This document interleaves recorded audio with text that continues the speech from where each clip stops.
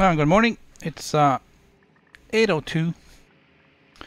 It's Elite Dangerous, and it's game on. I'm still down here on the same moon I was earlier, yesterday.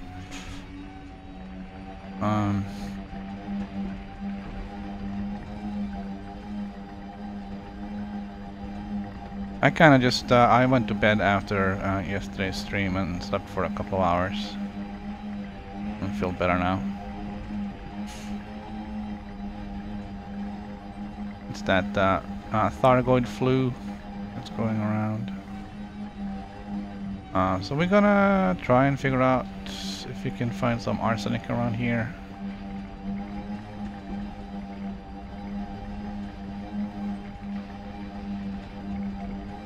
And then we'll worry about the trip home in a little bit.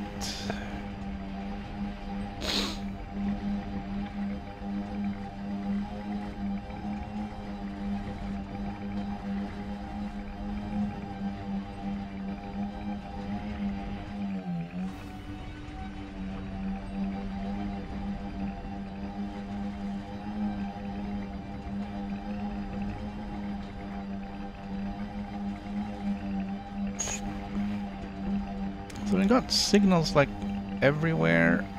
We're just gonna sort of pick one and go with it.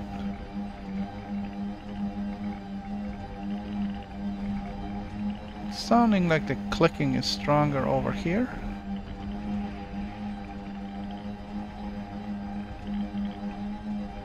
So this major signal that's now at 270.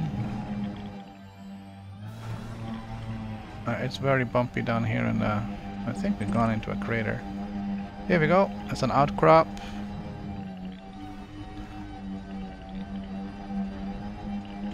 I don't remember what the percentage on the arsenic was here, but it isn't awesome.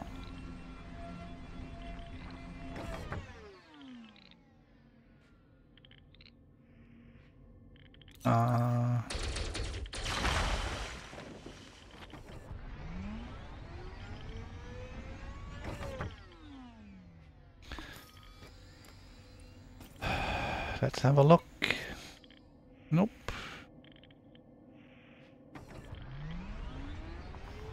Looks like there's another one right over here. We're just gonna leave it if we don't need it. Here we go.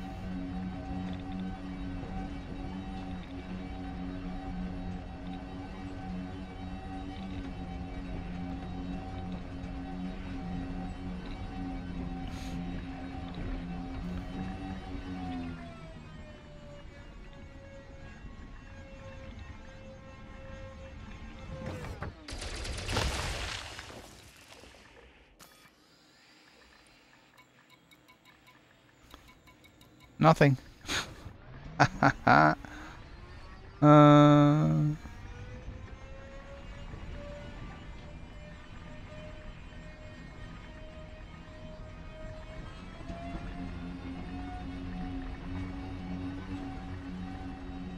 Absolutely nothing. Alright, we'll keep going this heading and see if these signals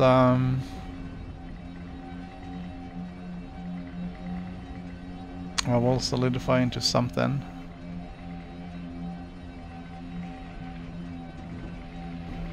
Looking pretty good.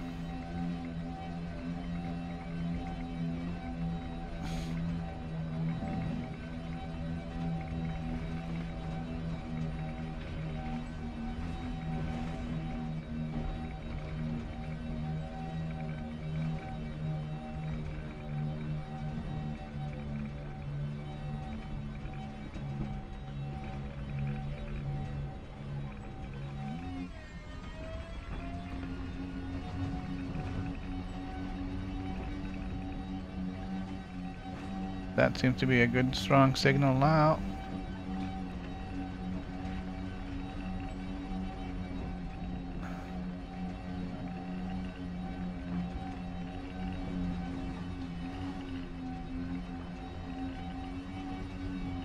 And we did find some canisters yesterday. I did pick up two. I don't know if I'm gonna bother bringing them back.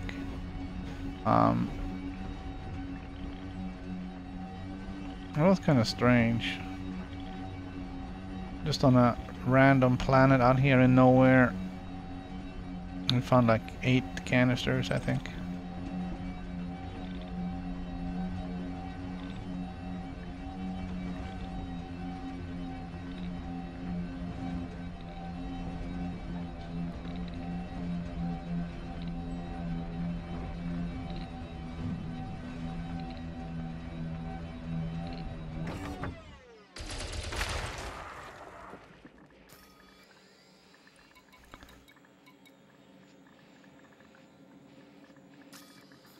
Yttrium.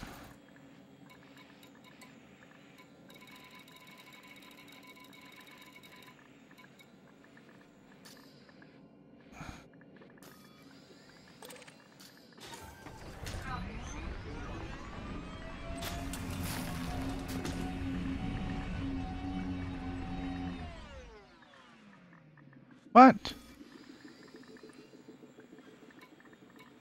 Well, that's a bug.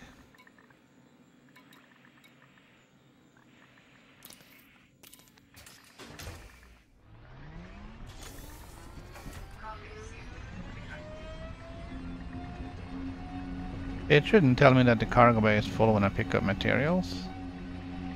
Materials do not apply to the cargo bay.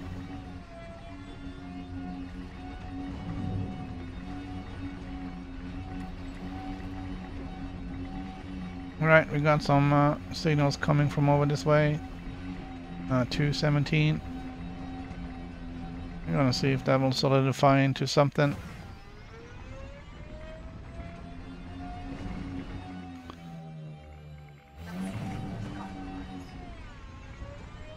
We're taking a little bit of damage, but no, we don't really care.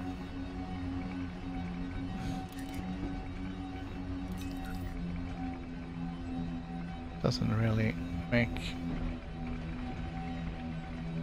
a difference. At least not as long as it stays over 50.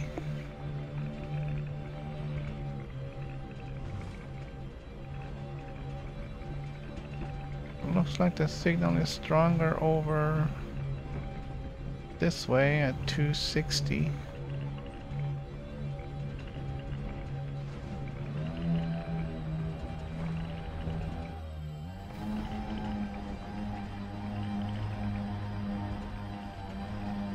We're gonna try and turn left afterwards, back towards that mountain in the middle.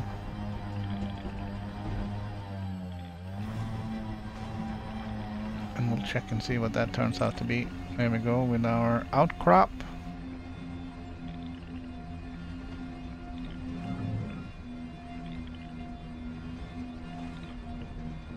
Is that the same mountain?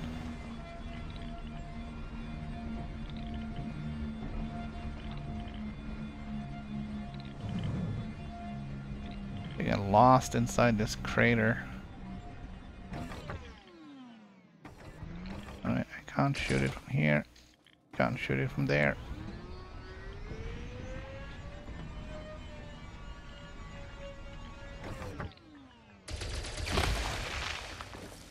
Alright, arsenic. No arsenic. Lots of carbon. Carbon? I have plenty of carbon.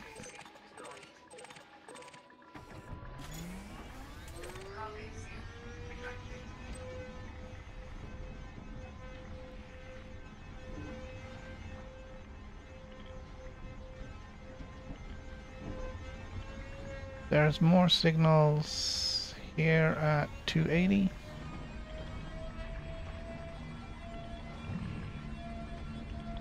$270. Here it is, another outcrop.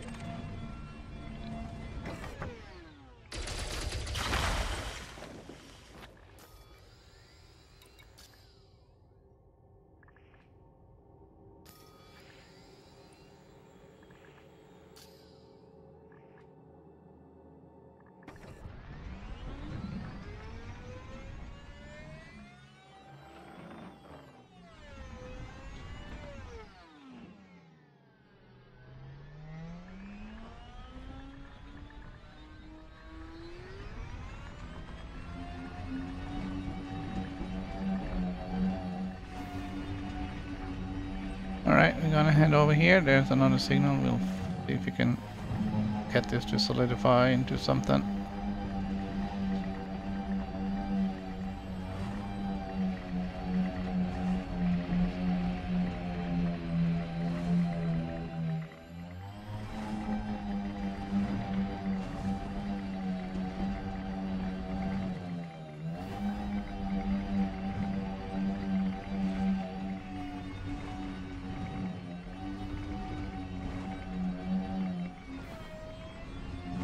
There's signals everywhere, man.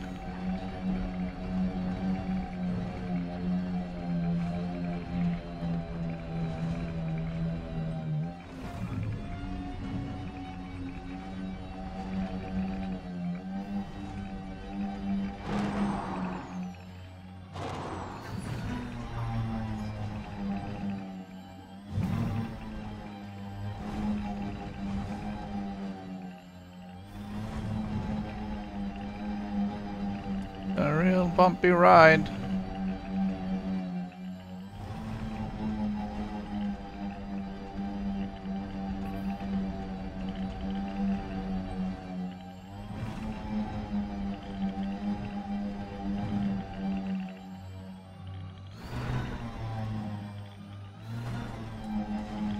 Alright. Well, that should have been an outcrop. That would have been nice. Hey, hello. Ooh.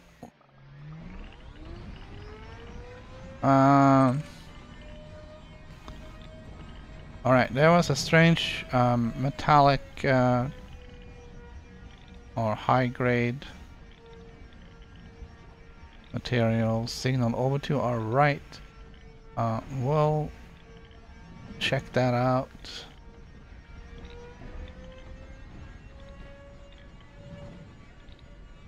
as soon as we take care of this outcrop.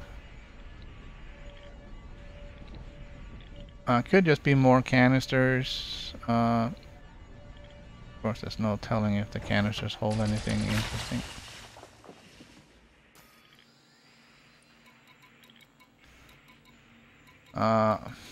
No. Phosphorus and sulfur, I'm pretty sure we're stocked. Phosphorus is pH. Phosphorus 48 and sulfur is 50, yeah.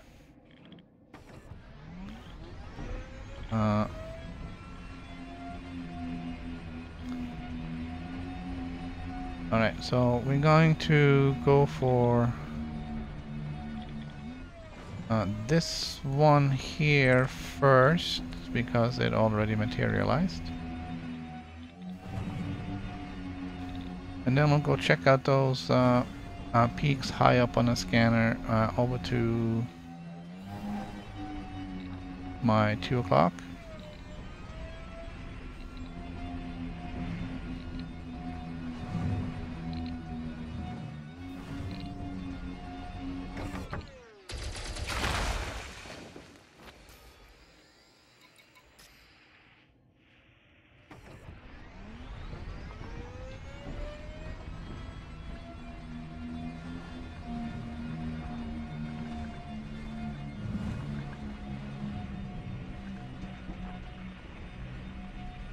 It's kind of all over the place.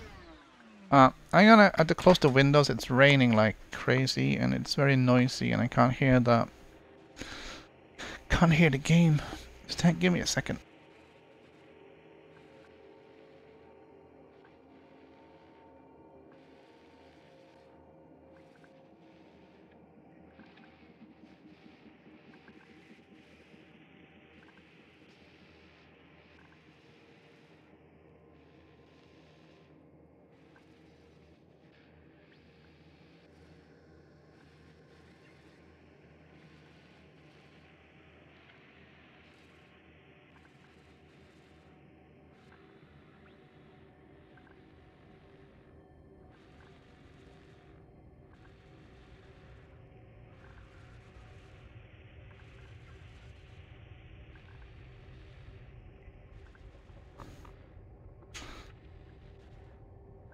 That's better.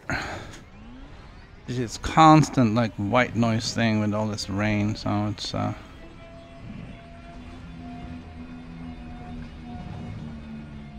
makes it difficult to hear that clicking from the sensor.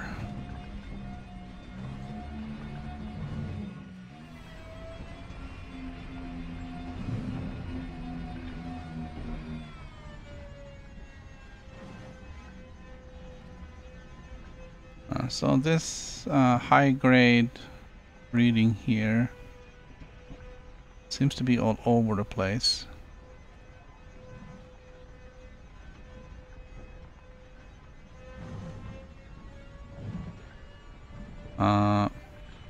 If it is indeed canisters, we should be able to see them from far away because they are really shiny.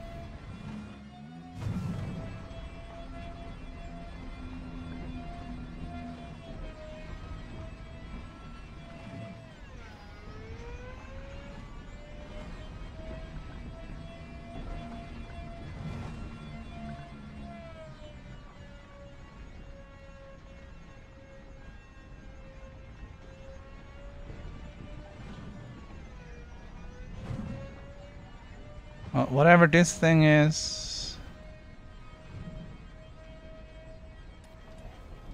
Alright, so it looks to sort of come together into one signal now.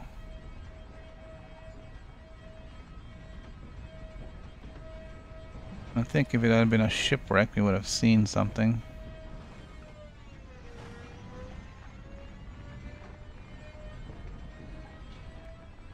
I don't really want to go any faster. It's so difficult to control it on this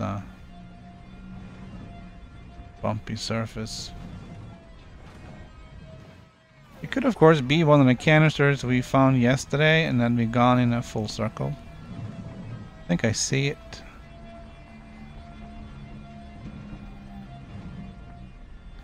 The shiny thing right there. Right there. There. There you go, right there. Right behind that little ridge now.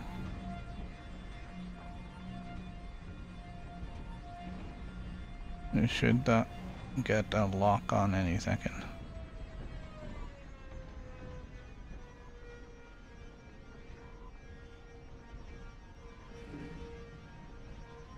There it is.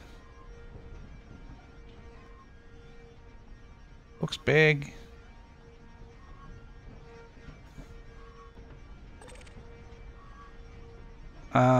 Oh, it's the semiconductors I dropped earlier. Great.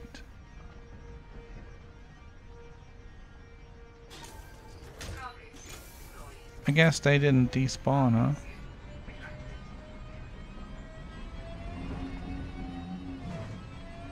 Alright, let's go to this dark marking up here. Just get away from everything we've seen before.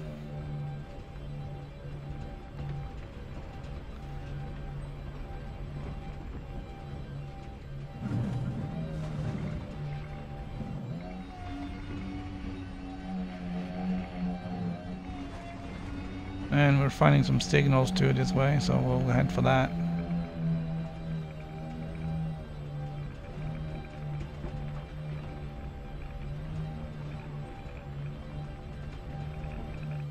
Uh-oh.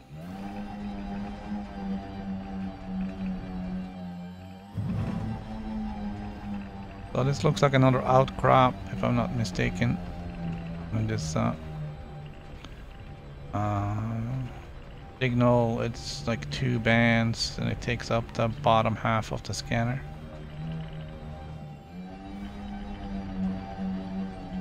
Some people can apparently tell by the sound, but I'm not that good. Plus I don't have headphones on, so I don't really get the good sound. But it is an outcrop. And I think it's full of arsenic, because I am the eternal optimist. Also, I'm sarcastic.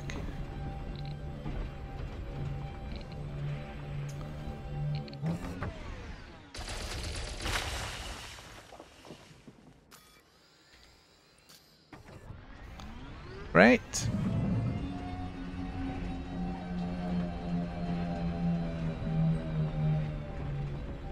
We're gonna keep heading this way, about 160-ish.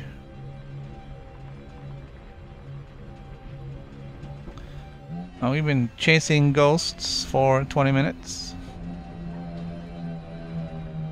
We have found 0 arsenic.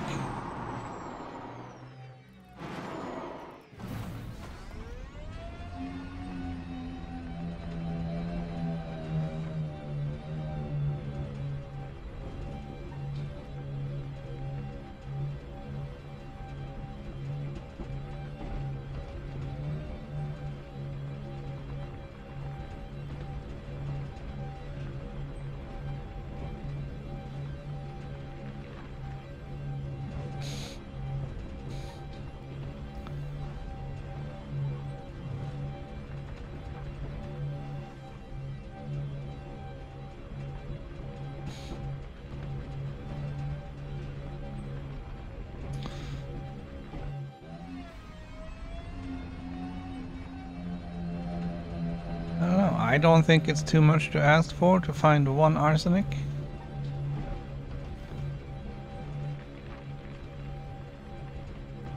Seems we found everything else that exists on this planet.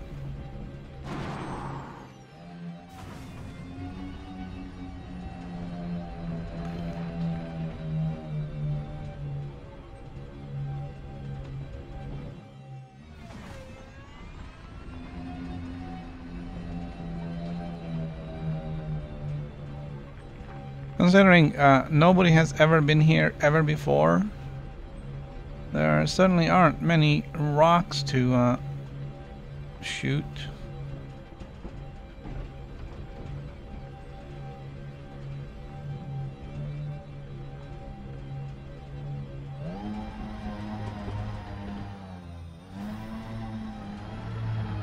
Still heading for that dark marking all the way up on that top of that hill. I'm not sure, that might be the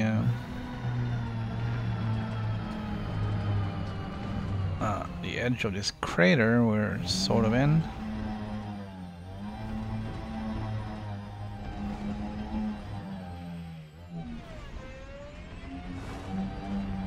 Alright, we're getting signals.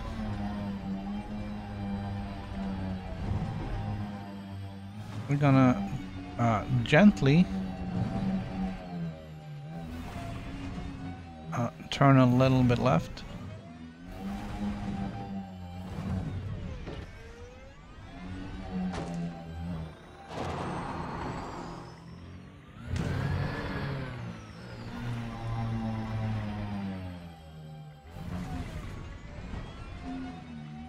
Alright, we don't care about fuel at 50.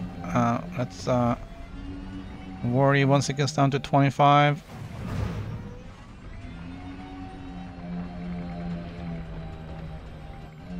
Okay, I'm hearing clicking now to my left.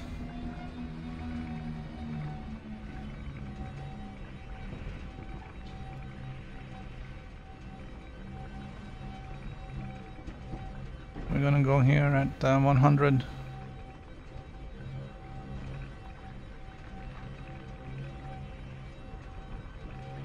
I'll see if this solidifies into something.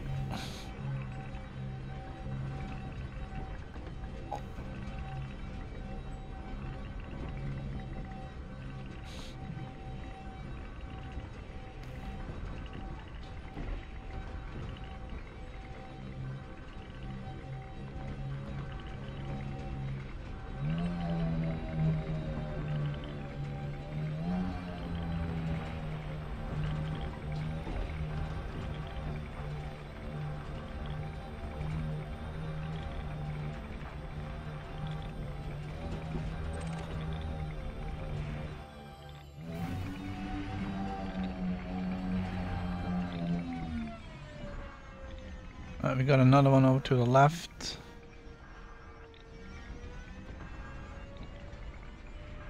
And another one over to the right. Well, that one hasn't really come into view yet, but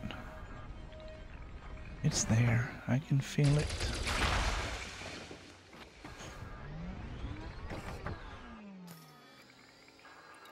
Alright. Look at that.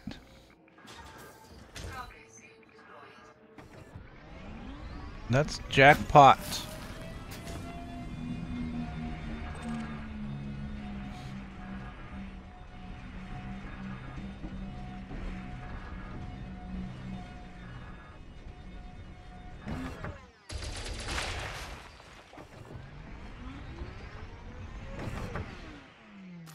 All right.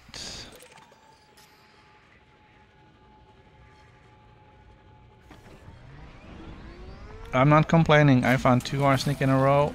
I feel like it's Christmas.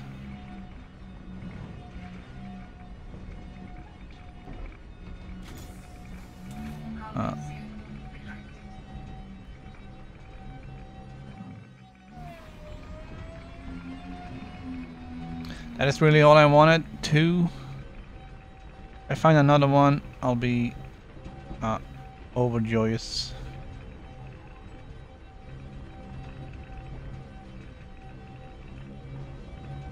I still need some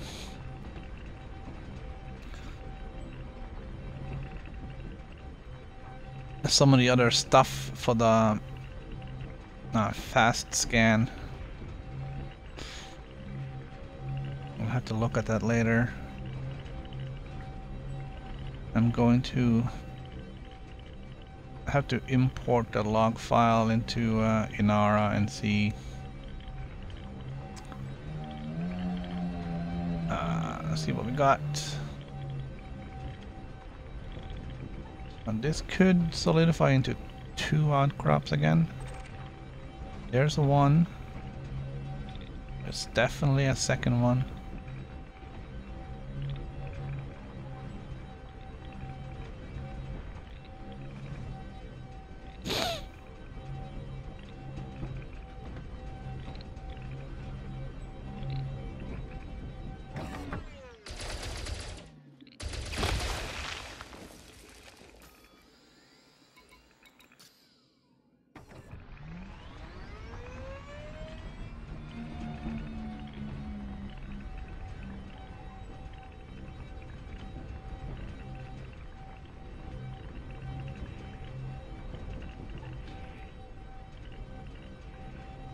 Alright, so we've been driving around for about half an hour. We did find 2 arsenic. I'm hoping maybe we'll get another one out of this one. And there might be a 3rd rock on our right. I don't know.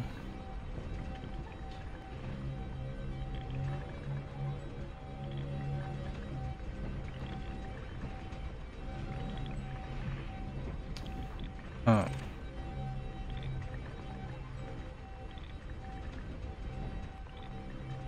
It is kind of solidifying over there. Actually, it's splitting up into multiples.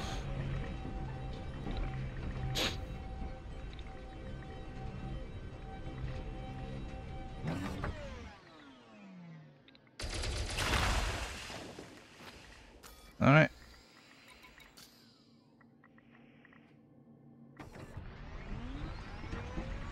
There's definitely more.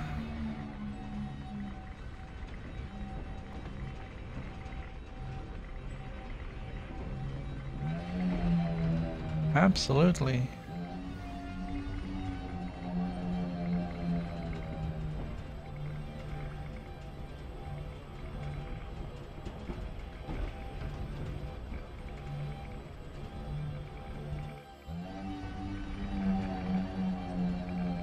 This is definitely gonna be one. I can hear it.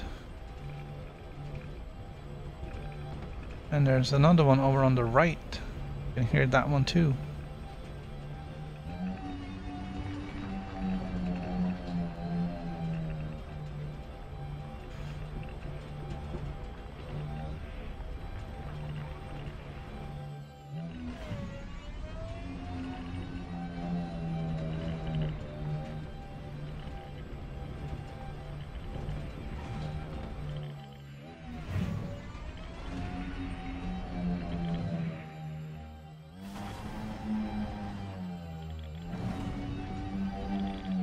A little rough terrain down here. There is the outcrop.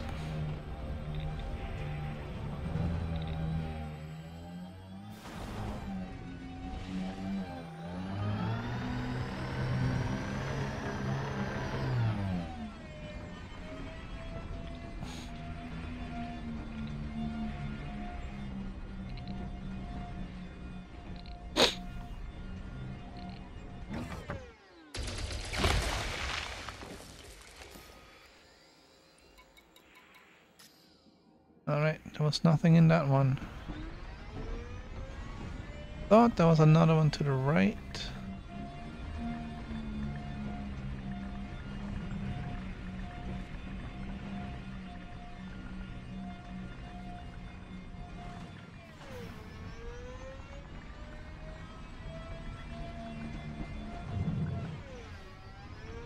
Alright, we're gonna head up this way and we'll see if we get something that looks like a signal. I'm gonna go check out that river or whatever. Not a river, but it looks like it could have been some sort of flowing something. Some kind of liquid or even lava.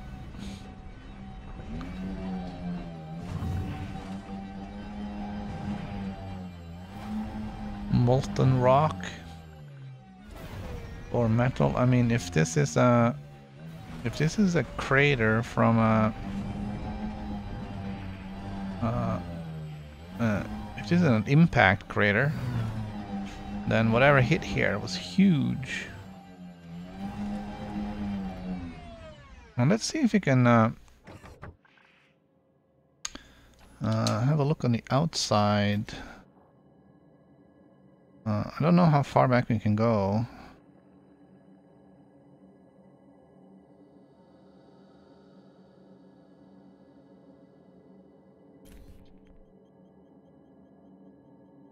Okay, that's about as far as words.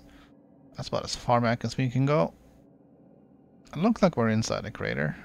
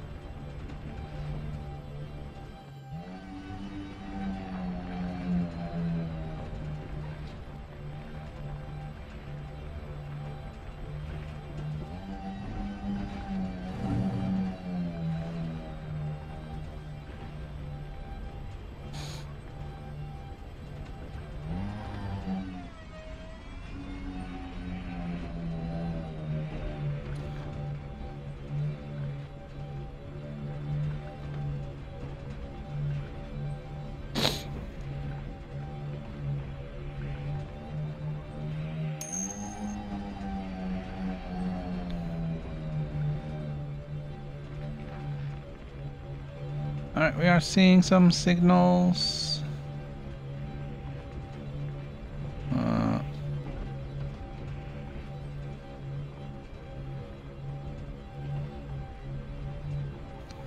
Not really enough to make a difference right now.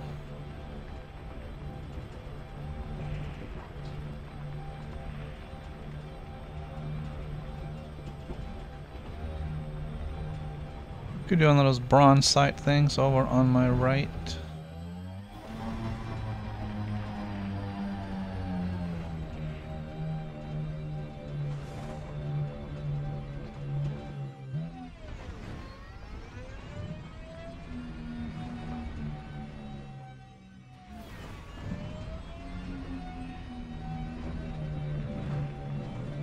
Can't believe we chased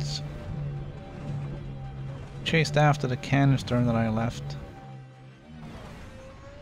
And that's kind of sad. Alright, we got pink signal this way.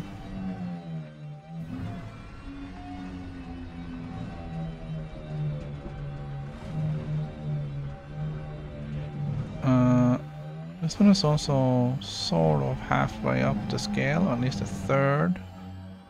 Two strong lines in the middle. Oh, hello.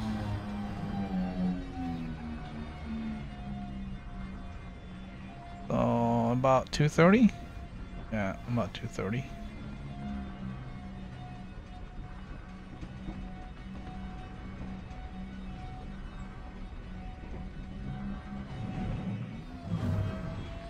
Alright, we have taken a little bit of a beating.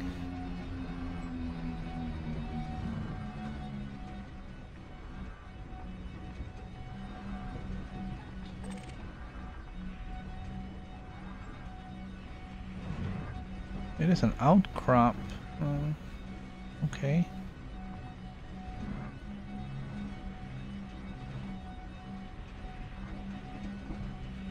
Not complaining. Outcrops is what has gotten us the arsenic in the past, so this one looks different.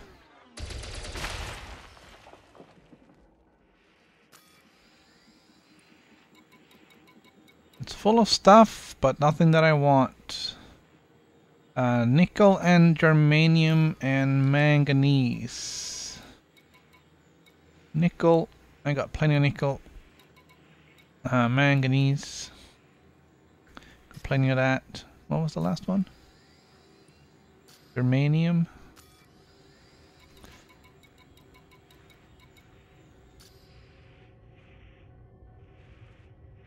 I don't know if I need germanium for anything.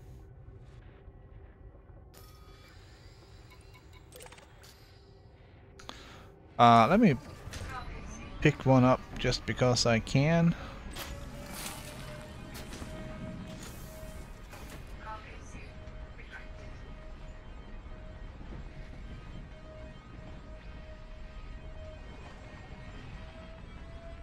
And we still have lots of signals here.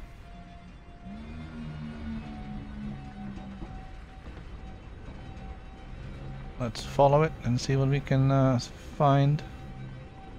I'm gonna give it a little bit more time.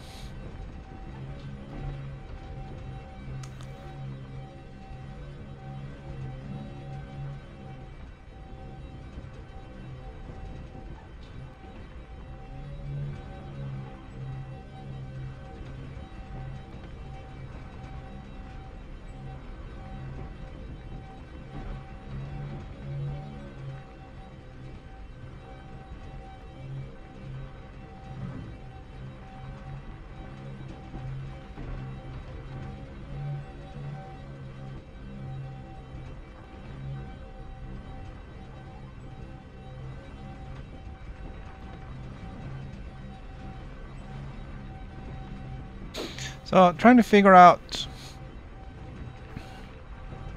what to do with the Beagle point run.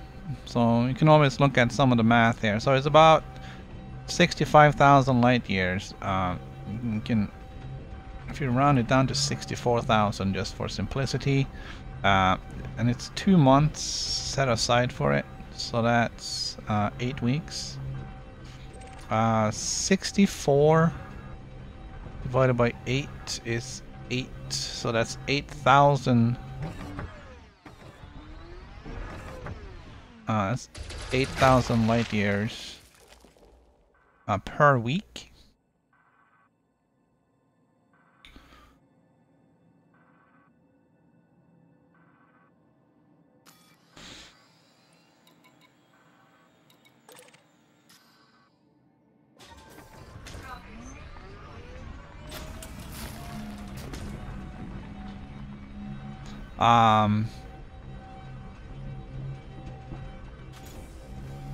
If you do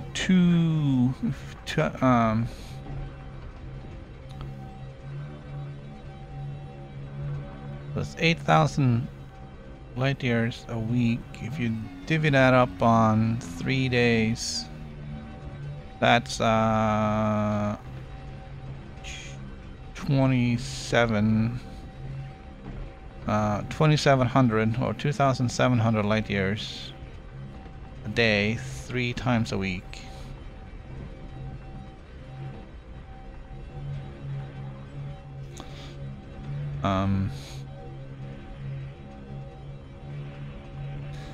How does that look?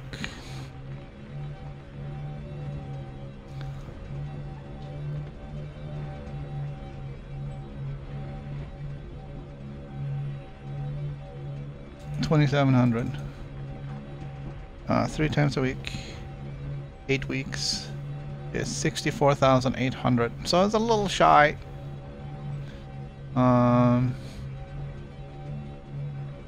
So it looks like we're gonna aim for like 3,000 light years a day, 3 times a week.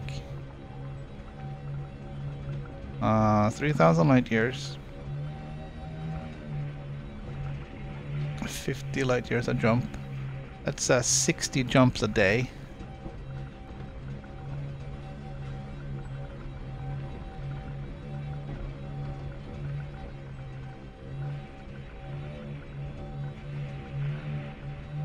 I think that sounds like a lovely adventure. I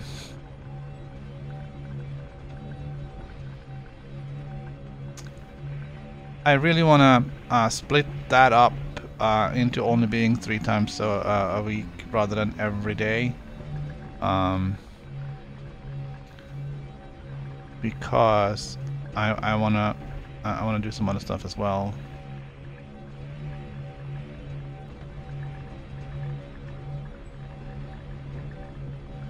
So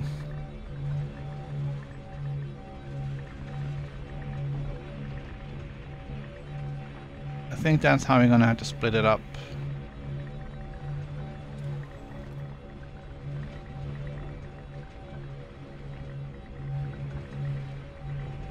If you do 3 hours, that's 20 jumps in an hour, which isn't that's not a lot. I mean, we can do 20 jumps in half an hour if we want to.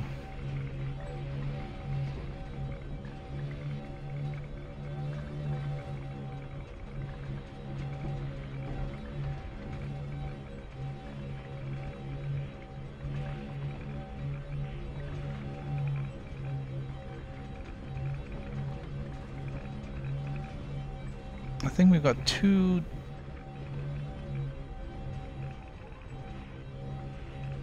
We've got 2 up here.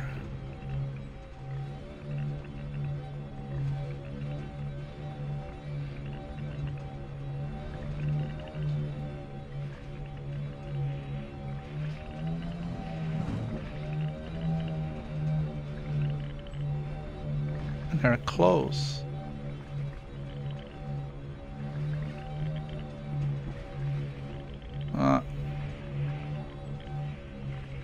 Yeah, it sounds like it's just merging into one.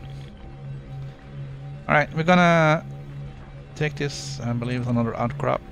No, it's a bronze site.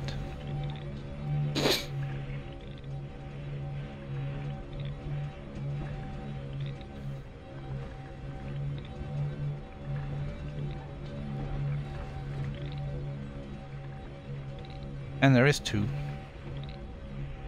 Cool.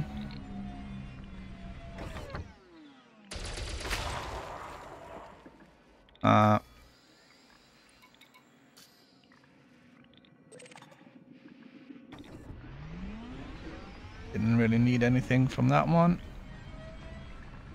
We're gonna go get this thing, and then we're gonna recall our ship.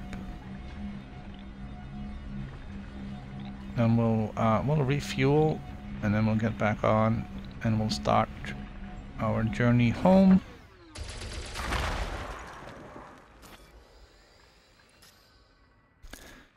Didn't really find anything there.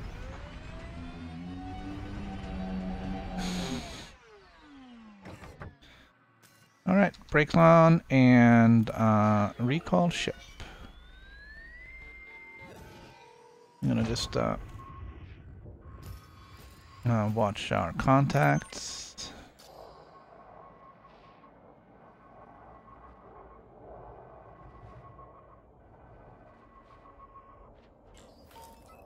No.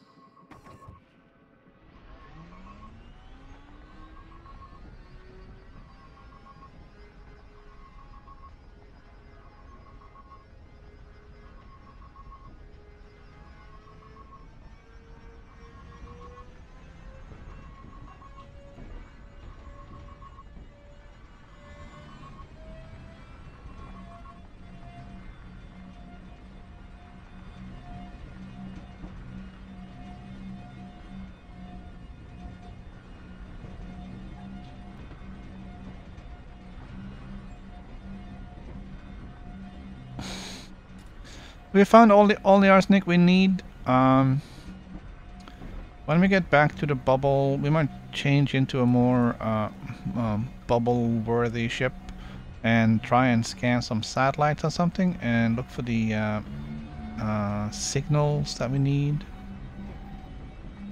We can just look for inhabited Earth-like planets in the bubble. And if we orbit around them, we should eventually pick up USSs that are satellites. That seems to be the best way of getting those. I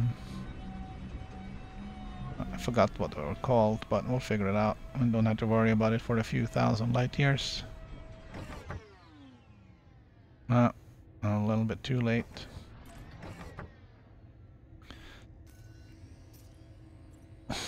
Alright. We did pick up an extra cargo canister.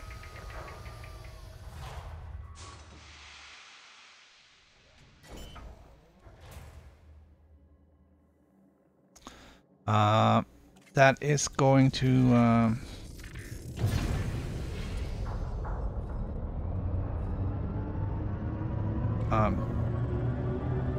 hurt our jump range just a little bit.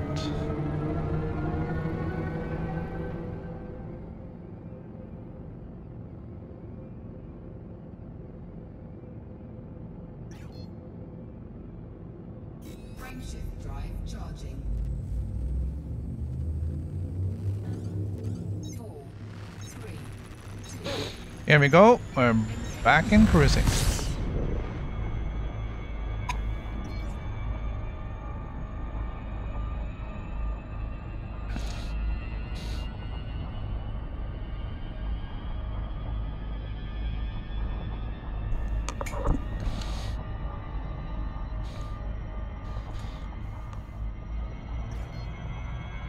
So we found what, 4 things of arsenic, I think? Plus we had one already.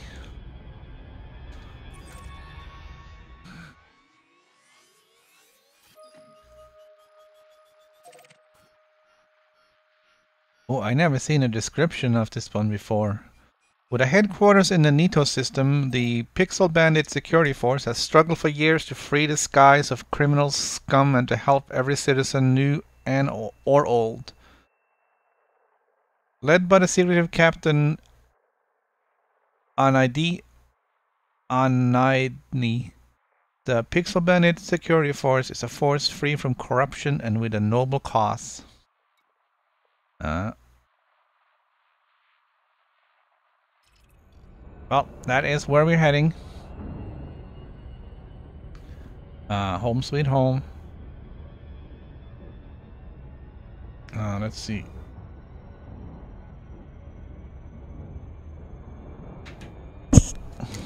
Hang on 1 minute.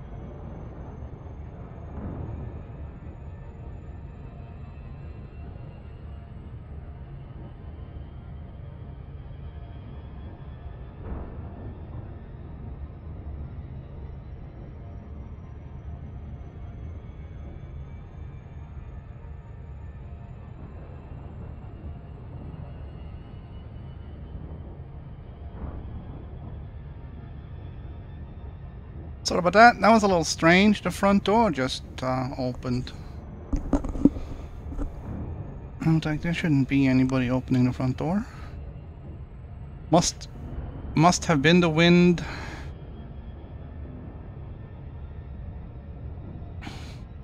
All right. We are a little bit behind schedule, but not to worry. And we have a few extra days.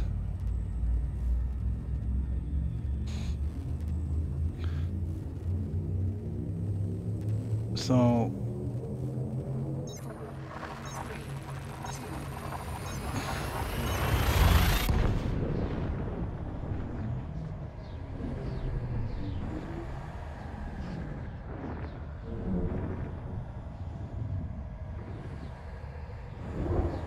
we can always make it up. I'm trying to kind of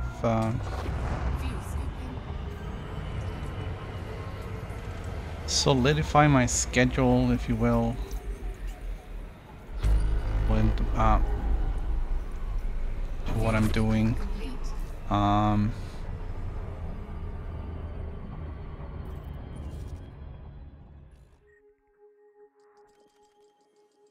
Ooh.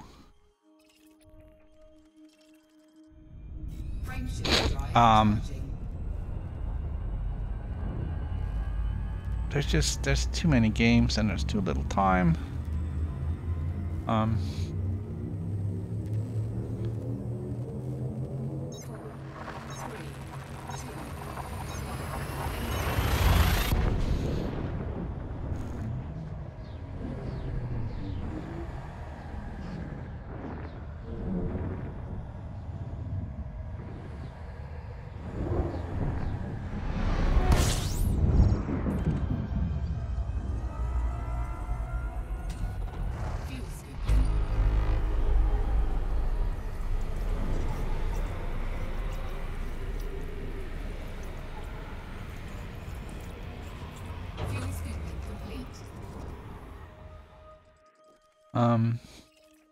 Yeah, there's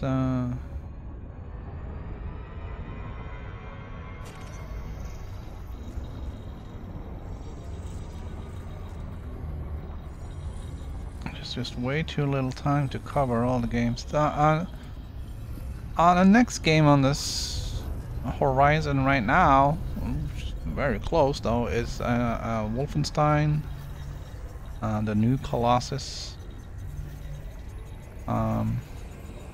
I bought it, I downloaded it, it gets unlocked in about 15 hours. Ooh, in front of Water World.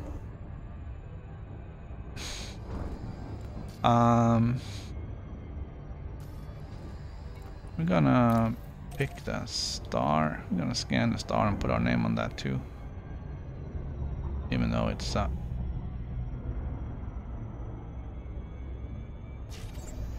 it's right on the galactic ribbon. Yeah, I'm not gonna start playing at midnight. I'm too old for that stuff. I can't stay up that late.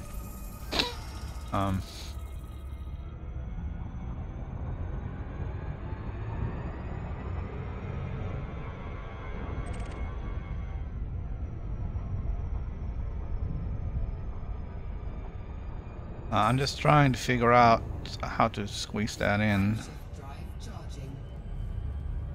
It's gonna have to be start doing alternate days with things because I just can't.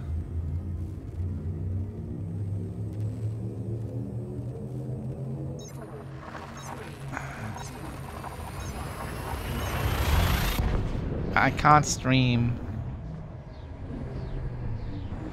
all day, every day. I have to do other things as well, like every grown person. So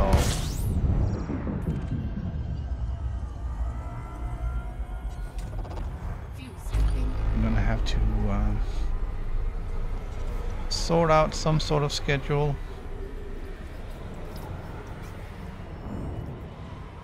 But I think starting in November now, it's gonna be pretty solid with Elite Dangerous going to Beagle Point every other day. So Monday, Wednesday, and Friday.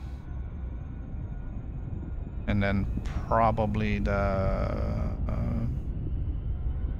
Elite Dangerous on the PS4 on Tuesdays and Thursdays.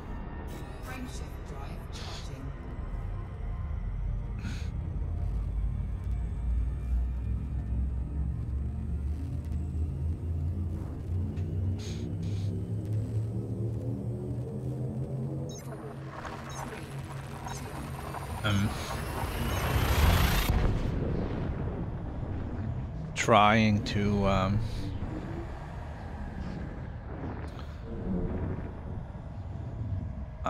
trying to record an episode of XCOM every day, and also streaming Gran Turismo.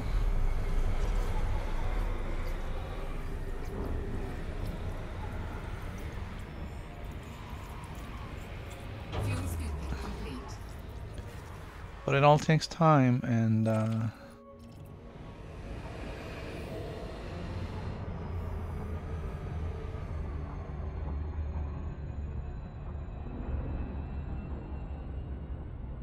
there's only so many hours that I have for this.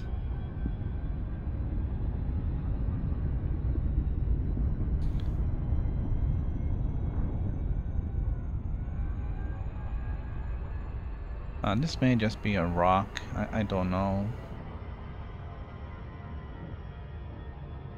I was hoping maybe it was going to be a water world based on the blue tint, but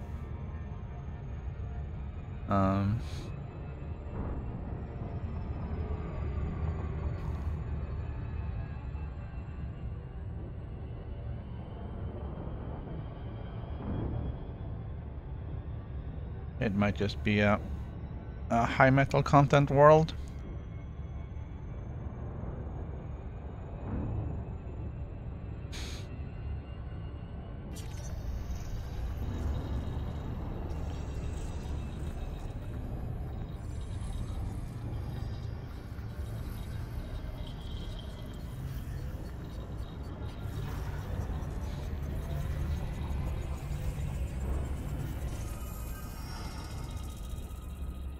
Yeah, it looks like it has a companion.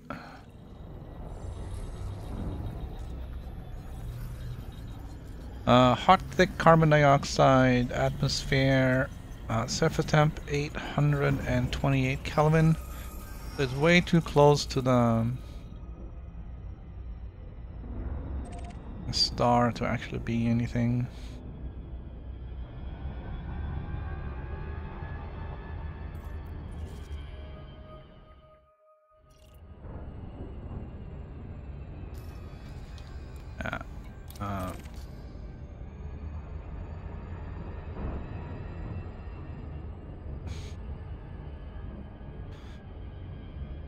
I didn't actually check and see if somebody had this one already. Doesn't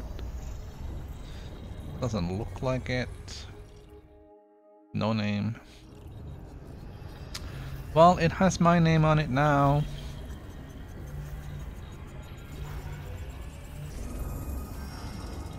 Smojo ICU D3-0 and shall forever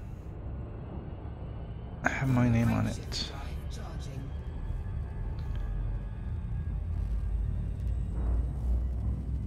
Unless somebody else comes out here and scans it and gets back to civilization before me.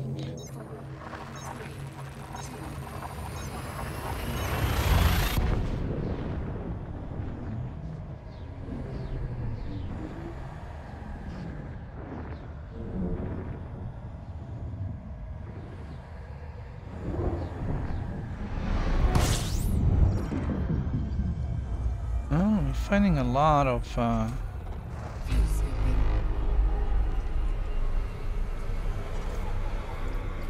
big stars today.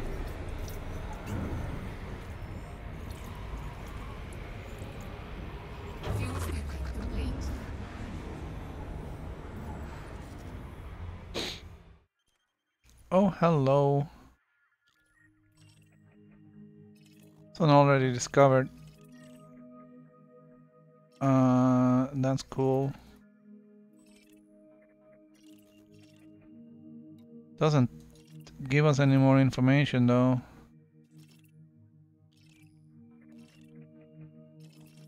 These are very close. That's it's a very hot star. These are all gonna be burnt to a crisp. Maybe with the exception of those two.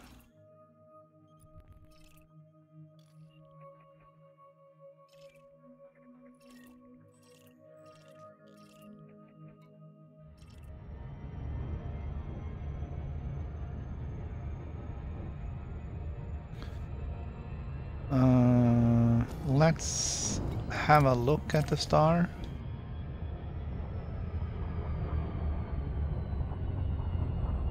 And just see what it has to offer for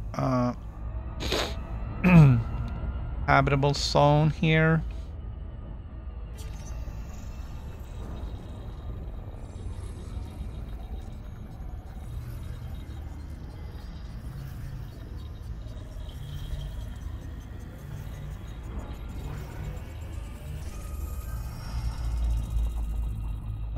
The habitable zone is 983 to 1961.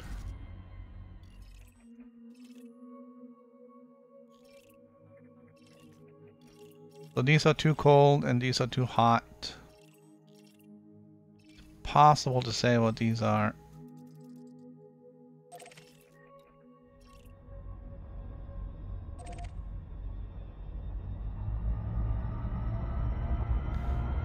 Alright, oh,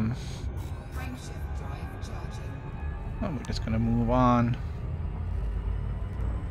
I can't believe that's the randomness of jumping into a system discovered by somebody else out here is well,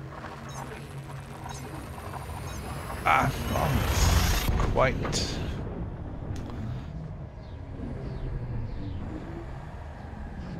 quite striking.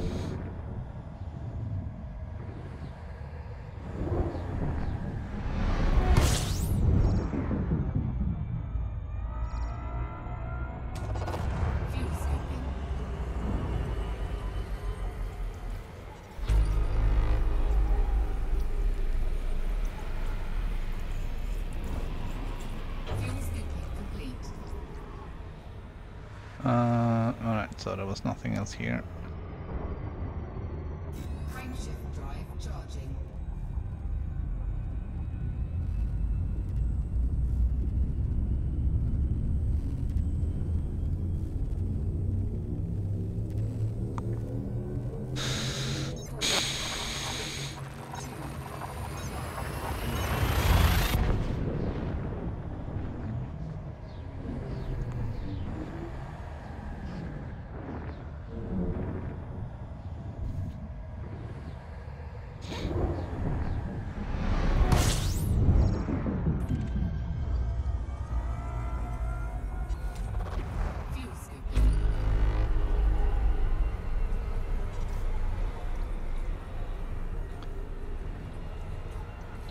Alright, so there really isn't a whole lot there. We're still jumping 51. What is our actual range? Current jump range is 52.1.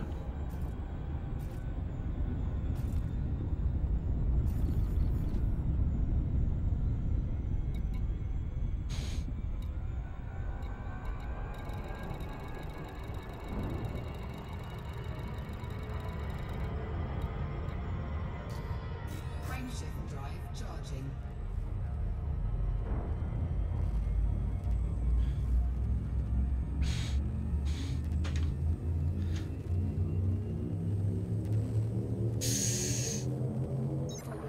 I'm gonna have to pour myself some more water. I think I promised myself not to do this while jumping, but it should be done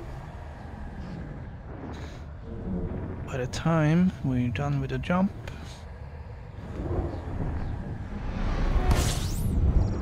Here we are. Today it's also a community goal day.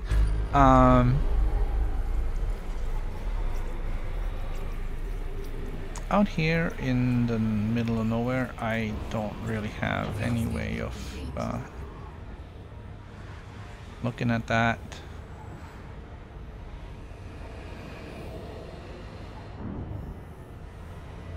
I did not sign up for any because I was halfway between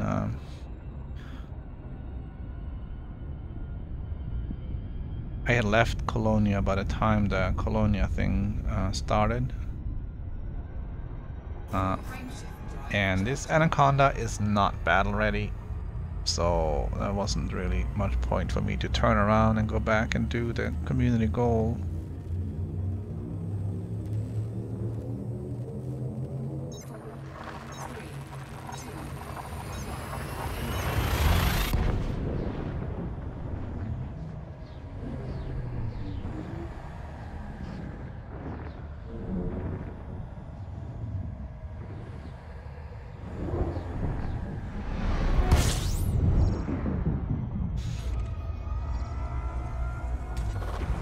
So we're just trying to get home.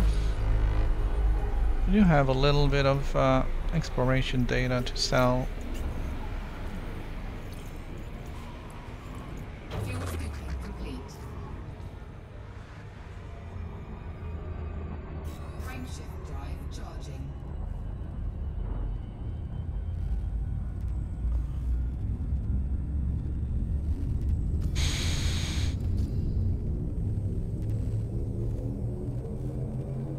I haven't really started on actually today's quota jumps even since we did get short yesterday.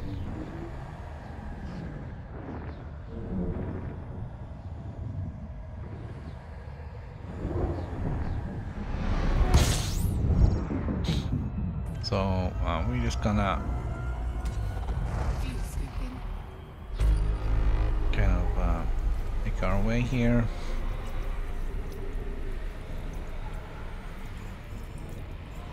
Fuel scooping complete.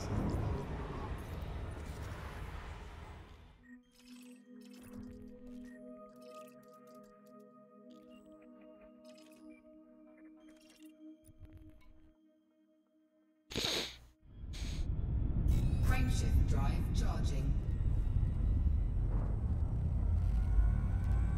I don't think I've set the filters to be too limiting. May have excluded the red dwarfs.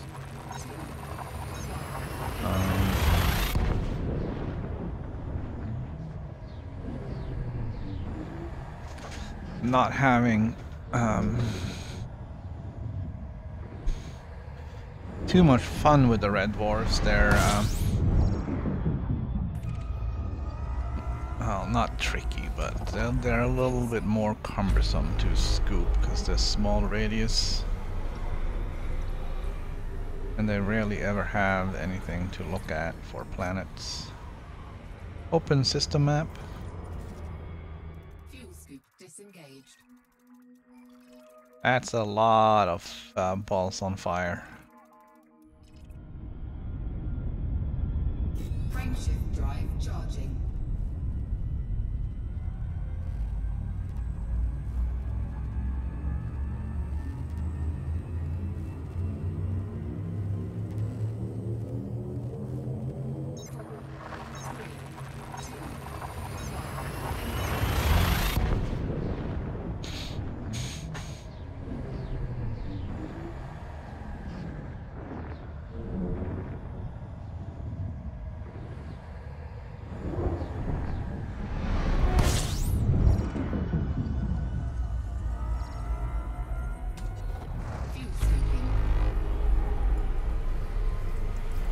Alright, we got something here.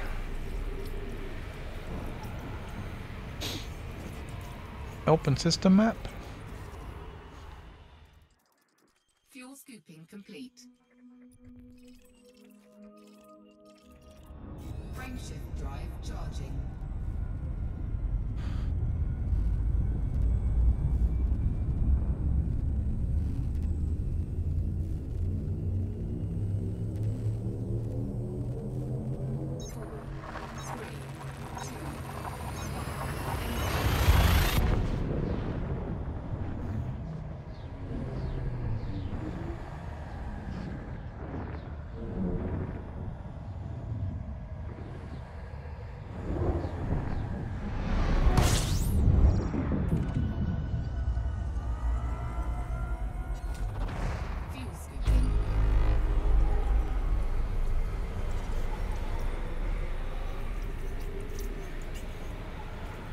Alright.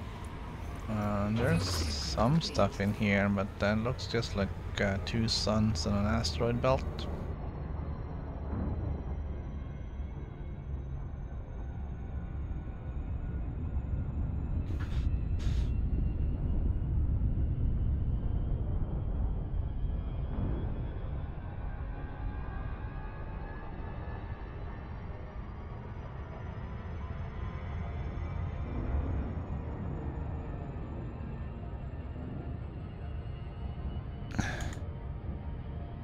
Just trying to get comfortable in here.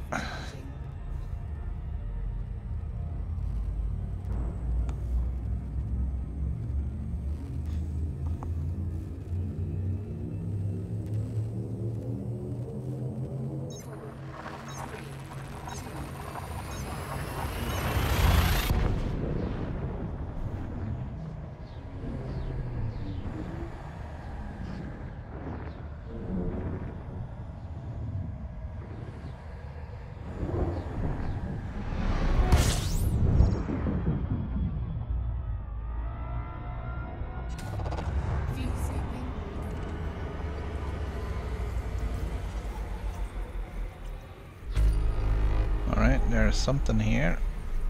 We did pick up some signals before we pinged. Open system map.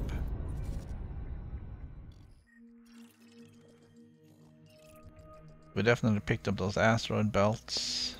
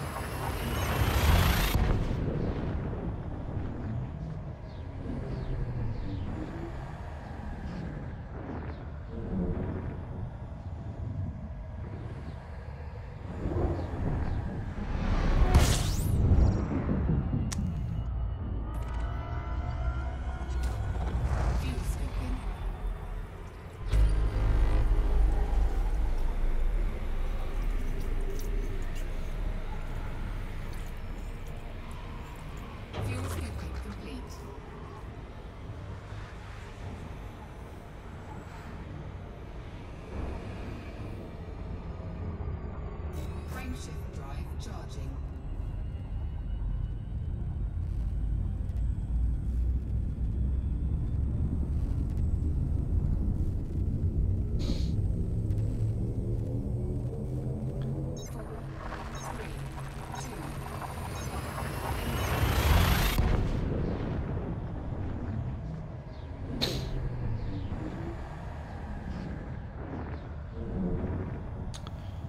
Then I have to work out the route going to Beagle Point and also the route going back.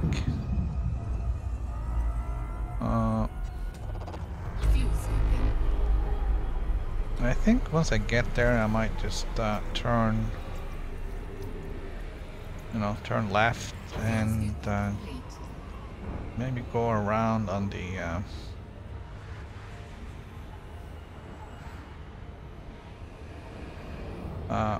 galactic edge, so to speak. Frameshift drive charging.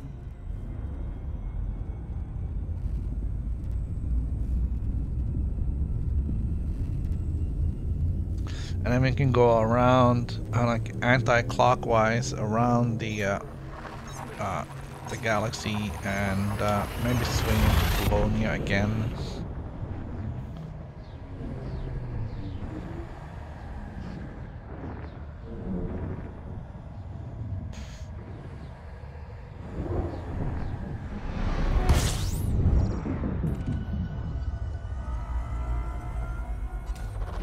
Fuel scooping.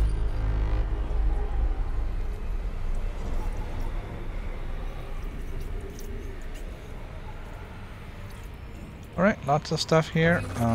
Open system map. Open system map.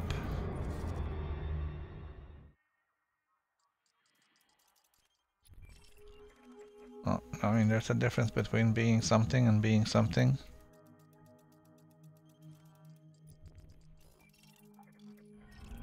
Frameshift drive charging.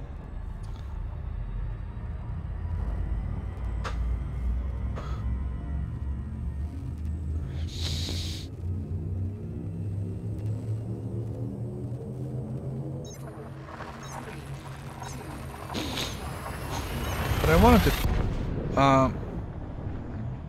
I wanted to check the passenger missions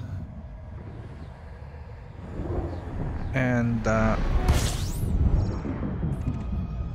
see where people are want to go. Fuel scooping. And kind of try and determine if that's on my way or not. Not because I want to take passengers, but because they are, if somebody wants to go there for the view or to get data, there has to be something there. Open galaxy map. Opening galaxy map. Okay, so that's not how it works.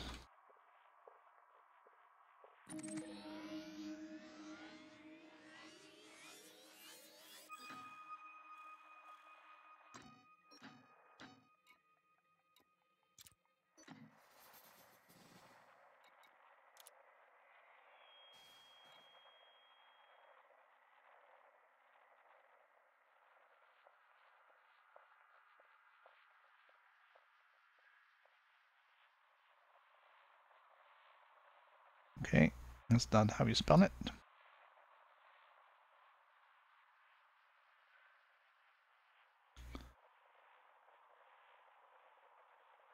Alright.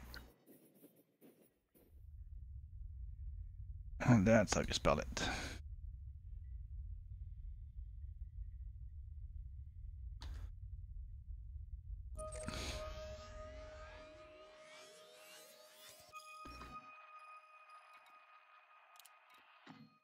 Alright, so that's a supermassive black hole.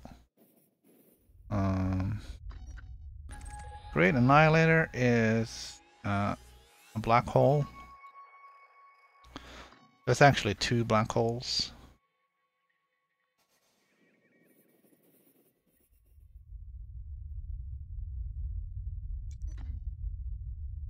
I do have some waypoints set up up here. I don't know if I'm gonna... no, stop! I don't know if I'm gonna follow those or not.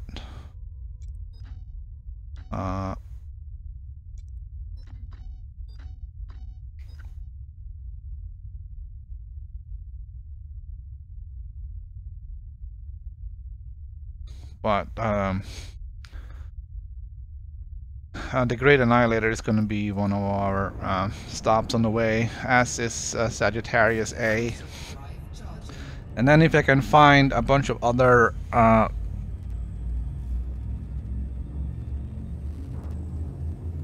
places in between, then at least we'll have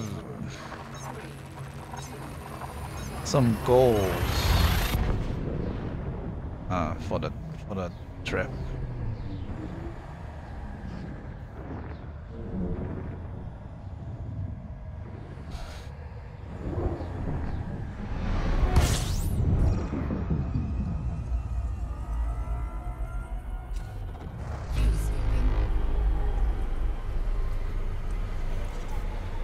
And I think that will probably make it a little bit more interesting.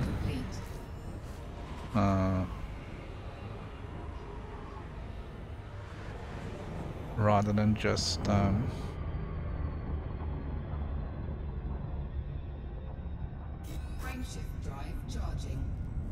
aimlessly jumping. Well, not aimlessly, but you know, just jumping from A to B, with the only goal being, you know, 65,000 light years away.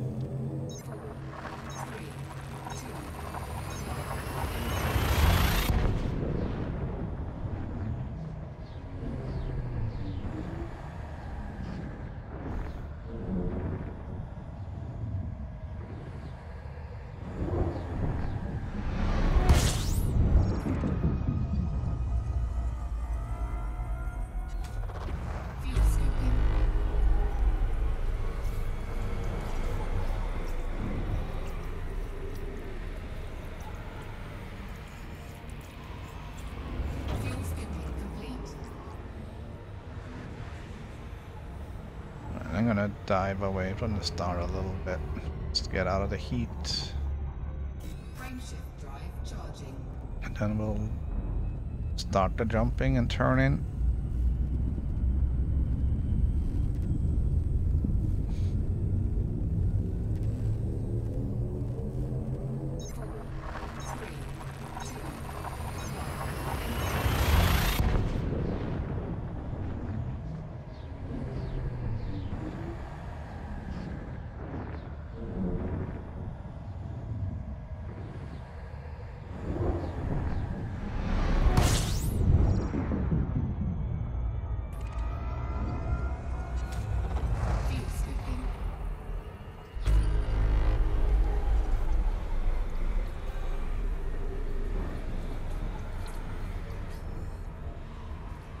Open system map. Fuel scoop disengaged.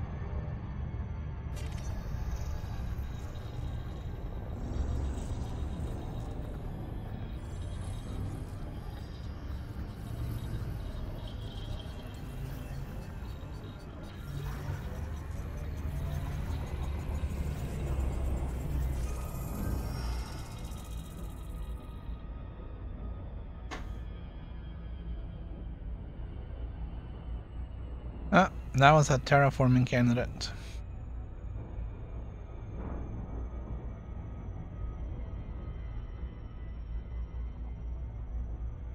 We'll take that.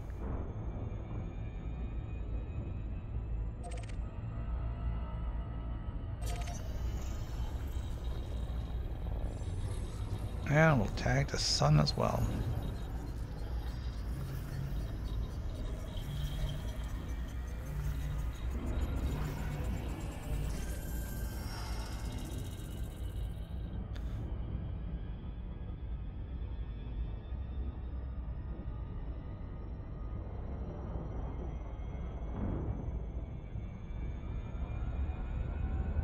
Okay. Target next system.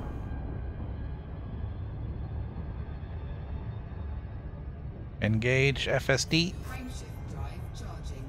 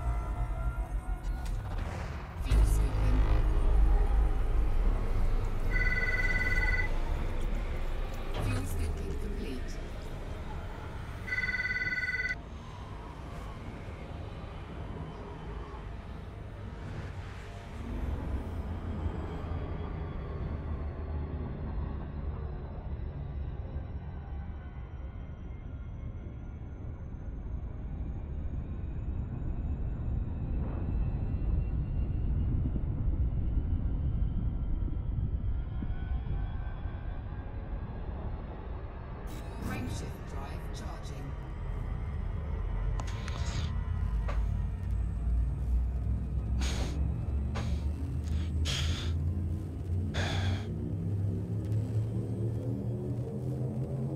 Alright, settle in for the long ride here. Still have some ways to cover.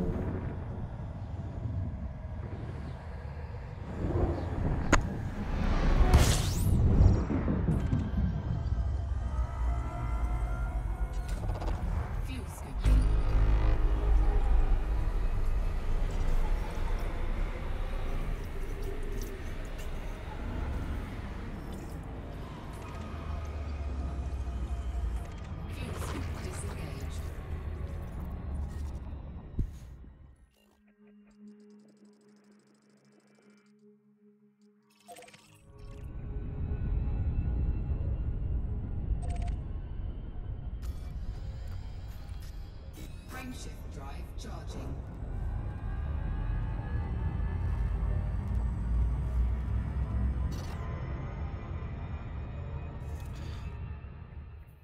It's gonna recalculate our fuel star.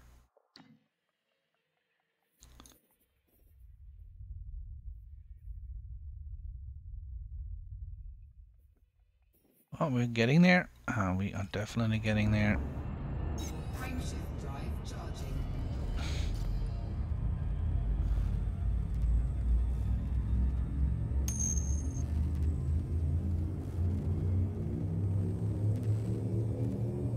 Yes, I will.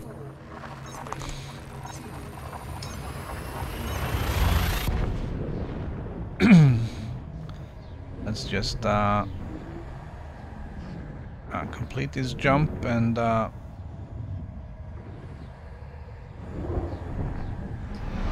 once we're past the star, we can have a look at the setup.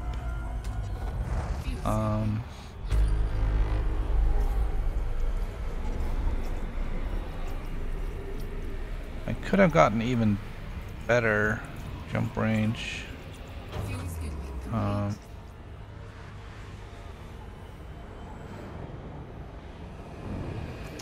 All right, my jump range is 52.1. That's probably because my fuel tank wasn't entirely full. Okay, 52.3 is I believe the maximum range I can get out of it. I do carry some cargo. I have repair limpets. The big reason why I can jump so far is my thrusters are 5Ds. They are really really tiny, and they're way too small for the ship. You can even go with 4Ds, but you have to do that like first thing. You have to do like just maximum weight reduction on everything, and then get the 4D thrusters. And then you probably have to get them engineered for more power. I do know that people have been able to put 4Ds on their Anaconda. Small shield generator. It's only there for preventing my paint to get scratched on landing. Frameshift drive is a 6A, engineered for maximum range. I don't think I got the best, but it was good enough. 6A fuel scoop. Fuel scoop doesn't weigh anything, just takes up a chunk of power. Lightweight life support 5D. Full weight reduction on 8D sensors. A 1D power distributor, that's the smallest one you can get. It also means you have 0 capacitors, so you get no boost, no weapons. A 5D repair limpet controller. It's the lightest of the class 5 repair limpets. Gives you up to 3 repair limpets active at a time, so you can repair yourself or others. I carry 2 heatsink launchers, just in case I crash into a star or overheat for some other reason. A 4A power plant, engineered for overcharge, to feed power to everything. Right now it's on 95% with everything on. And I carry a cargo rack. And I think that's pretty much it. I do have the 4G planetary vehicle hangar, which is the lightweight of the class 4s. That gives me 2 vehicles, so I can land and get stuff. And that's pretty much it. I don't think that I'm going to be able to reduce the weight by much.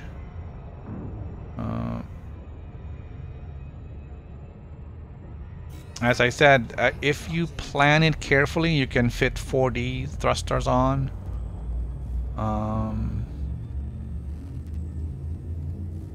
And that's gonna cut your weight by another few tons. I'm not sure what the weight on the 5Ds and the 4Ds are.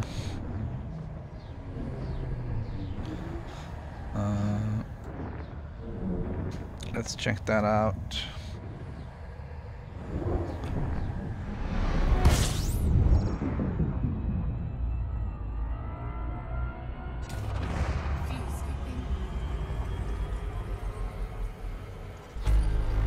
I don't know how the performance of the thrusters would be if you try that with 4Ds and try to land on anything.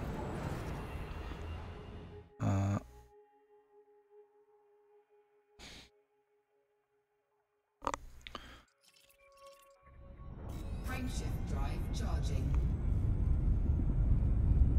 So let's see, the 5Ds are 8 tons. The 4Ds are 4 tons. So you're saving 4 tons by going from 5Ds to 4Ds. Not sure how much that translates to in jump range.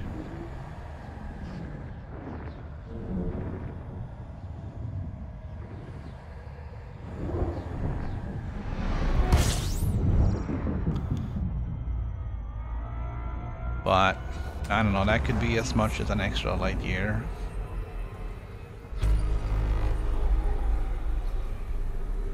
And for a long distance, that does add up.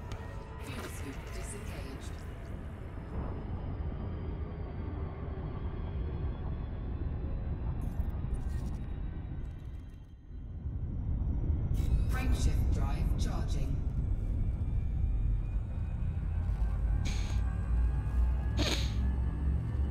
So I hope that answered your question.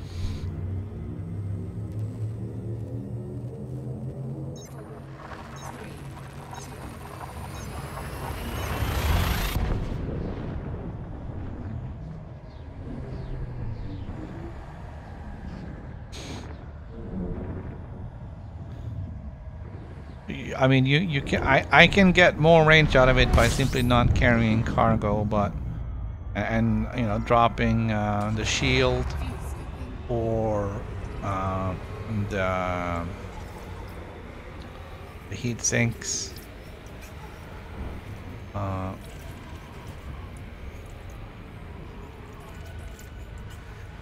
I really wanted to have a ship that was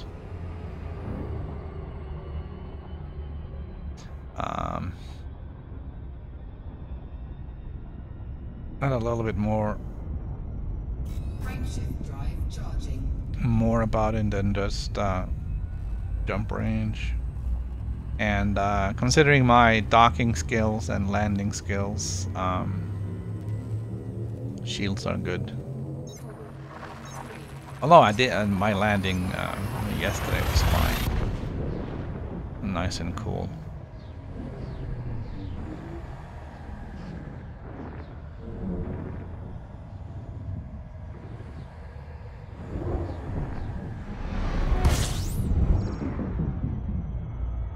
All right, that's a big bright star.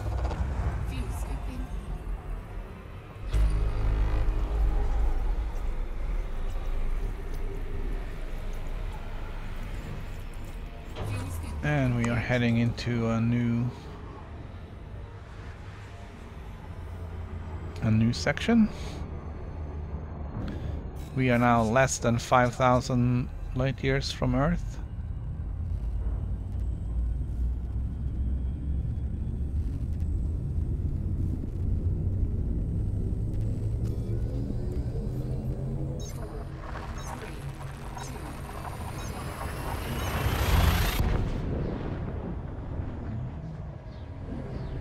I think we can cut down on the number of jumps by including the red dwarfs, but I don't really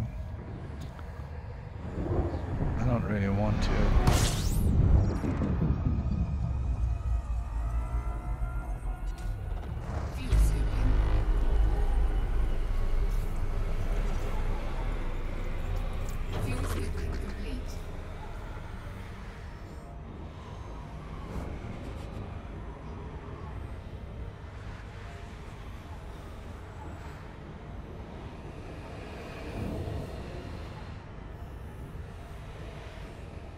Alright, let's duck out of this thing and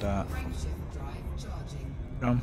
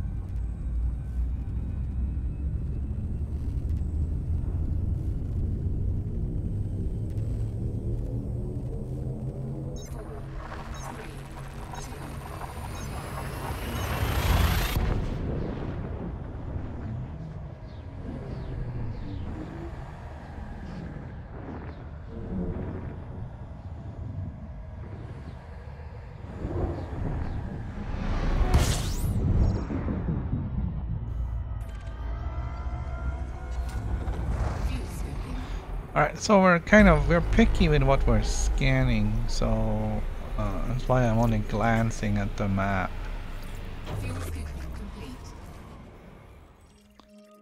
So if I'm not seeing anything of value, then I don't really bother.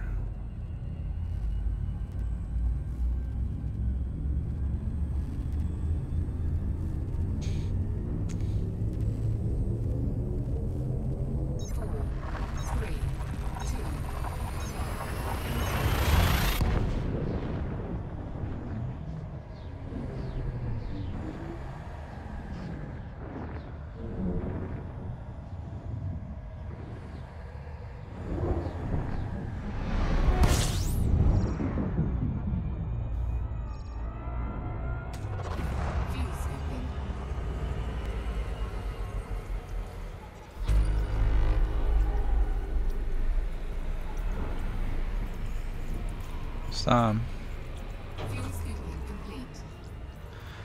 Kind of interesting how predictable things can be.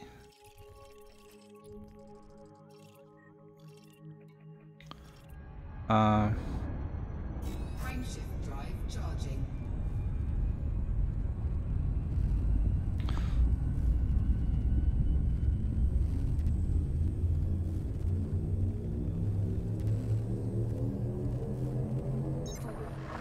You can sort of make a qualified guess as to what's going to be in a system once you've gotten results back from the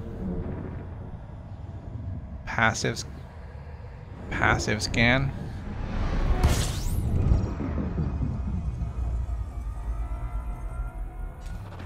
Fuel scooping. Or in this case, we also got the active pretty fast. So with 10 astronomical objects discovered immediately, that means asteroid fields,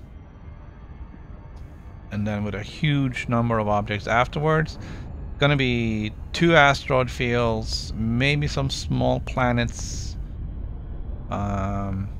between there, kind of similar to the one we had last, and then some gas giants outside. There is a second system as well here, a second sun. So there could be a little bit of everything, but it's definitely going to be asteroids here. Alright, that was partially correct. There is an asteroid field. There's one, so that's one we picked up. There's a number of planets very close. And then they stretch out, and then we get a couple of gas giants with moons.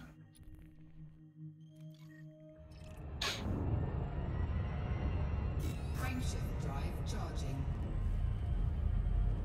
We can try that without the active scanner first and see what comes up here. We can make another guess.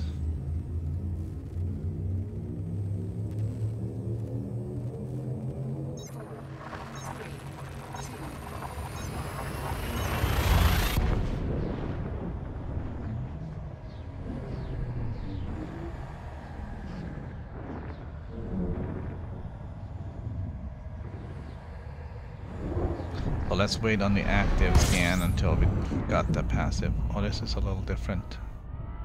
This is a binary system.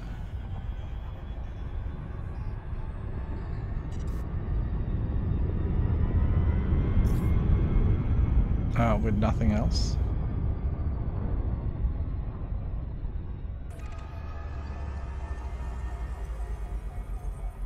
No, nothing else close by. There is 2 stars and 1 planet. These 2 stars are very close. The reason why I dropped out where I did is because these 2 are close together,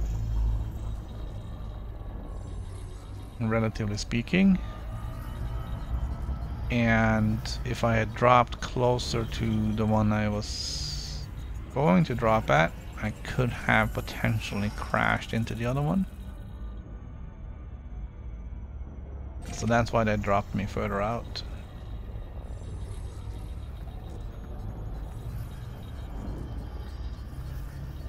They're kind of funny that way. That's a fairly new thing. They changed how that was because people kept crashing into stars.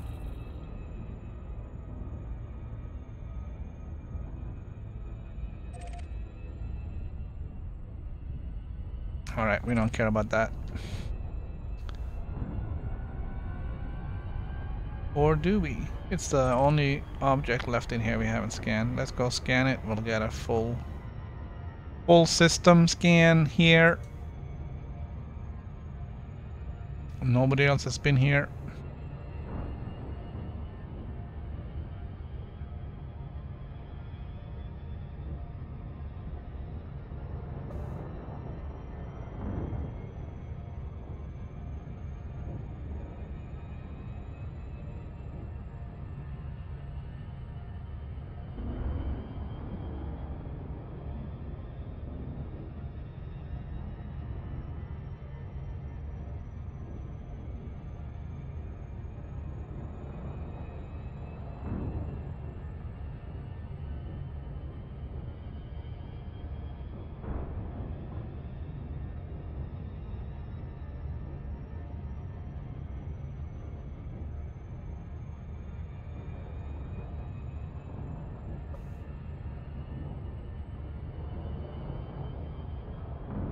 We're gonna scan this one simply for the completeness of scanning the system.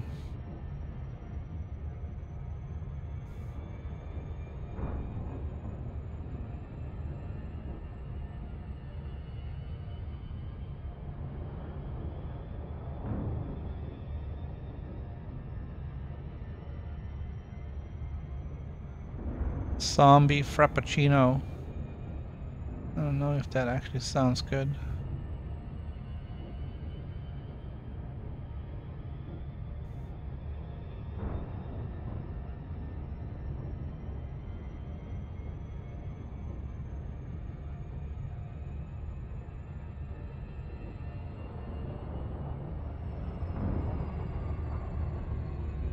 Right, I know we're still pretty far out, but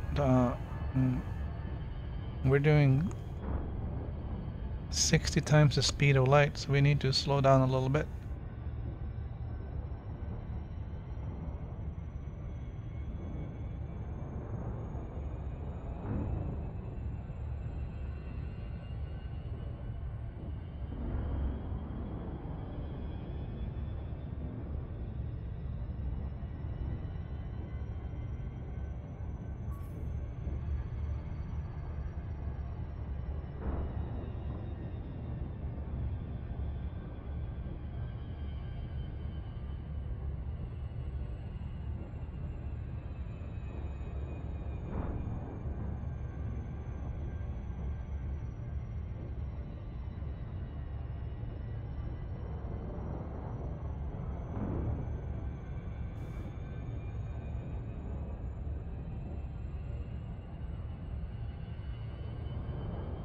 Alright, sorry I'm distracted.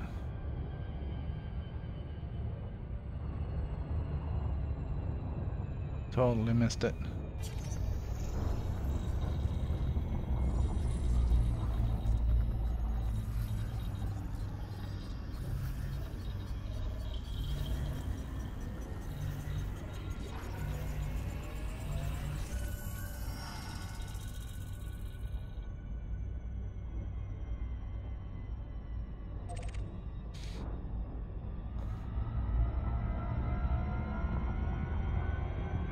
Frameshift drive charging.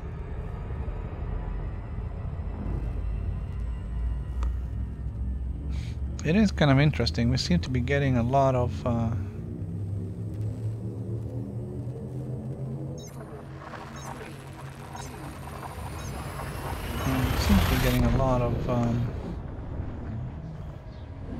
A's and B's today.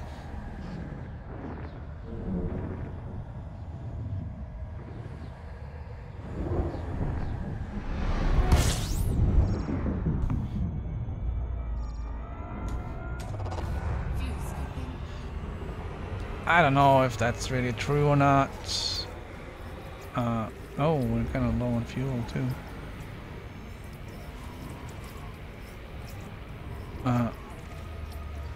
So yeah, a good solid scoop from a big star is gonna rectify that pretty quick. Fuel scooping complete. There we go. Fuel problem solved. Frameshift drive charging.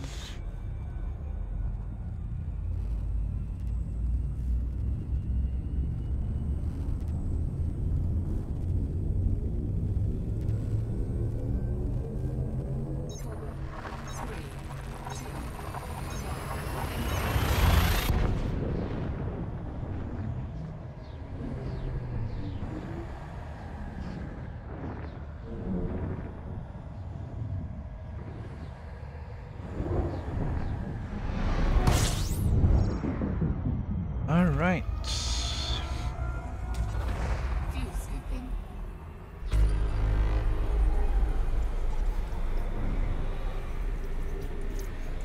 It's another rather empty system. Fuel scooping. It's just two stars.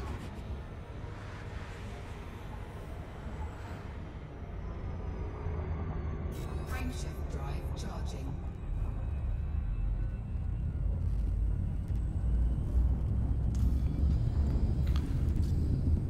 Still got some jumps to do.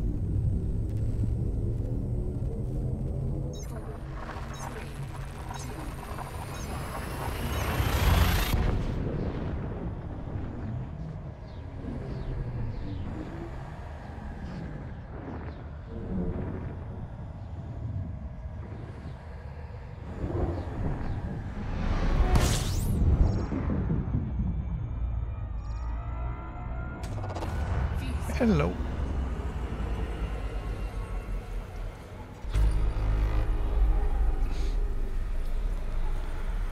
Alright, so there was nothing on the initial Fuel scooping complete. passive scan, and then 8.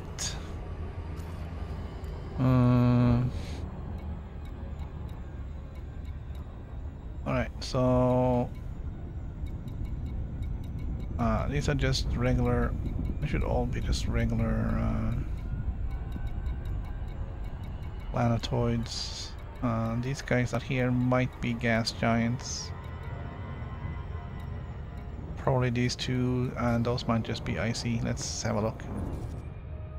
Guessing game. Alright, no gas giants, but those two are icy. Frameshift drive charging. Gas giants very often have moons, but not always.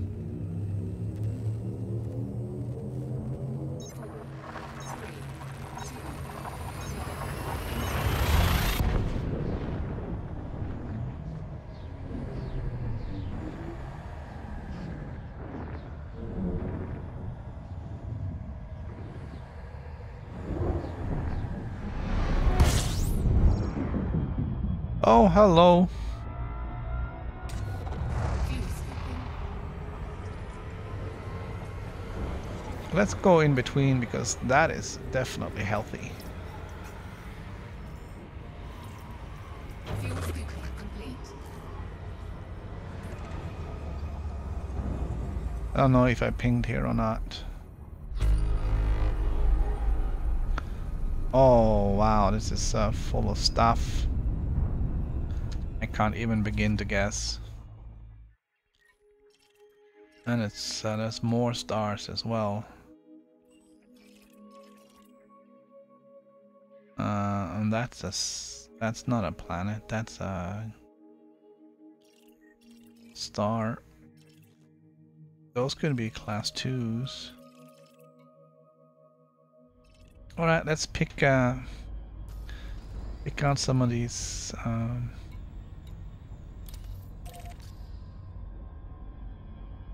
Objects.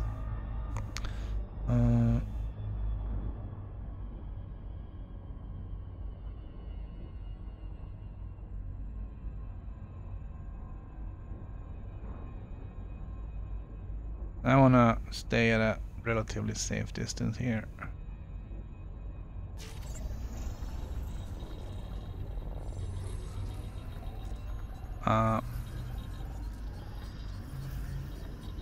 11.5 light seconds from that one.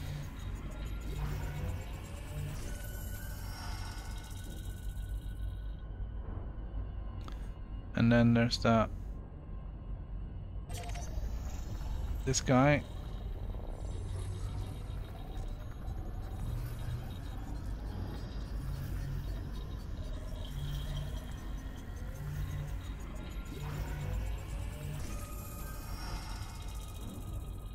Uh, 887 to 1770.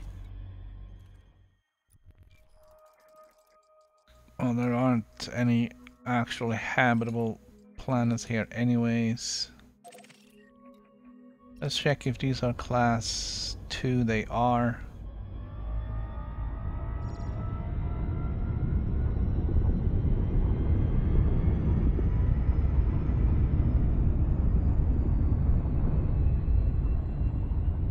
Let's have a look again. And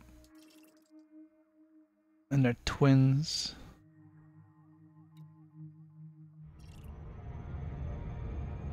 So we'll get 2 for 1 out here.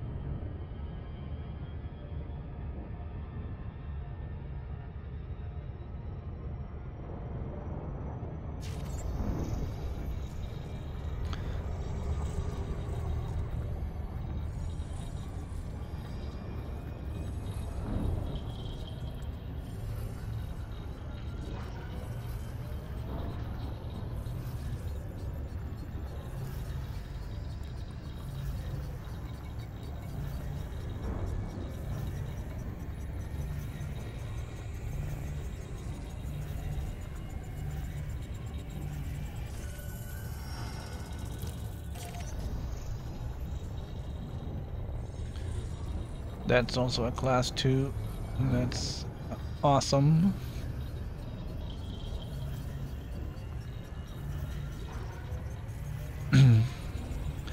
Don't really think there's anything else in this system that's worth looking at. That's a class Y, and that is a gas giant. That's a gas giant. So other than those 2 class 2s, there really isn't anything here. So we're gonna move on. Frameshift drive charging.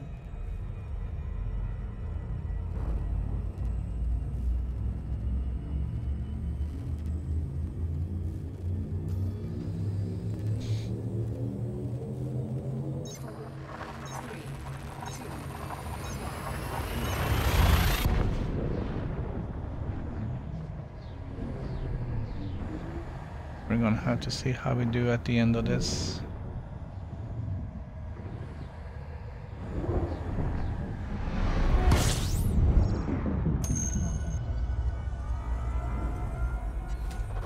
Yeah, I did find 4 pieces of arsenic. Fuel scooping complete.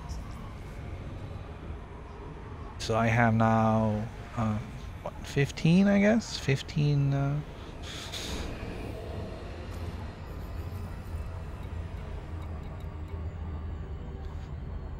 12. Alright, so I found 3 then, because I had 3. I had 1 already. So that's 4 total. Alright, I found 3 things of arsenic. And it wasn't really a very high arsenic content planet. So I got lucky and got some outcrops.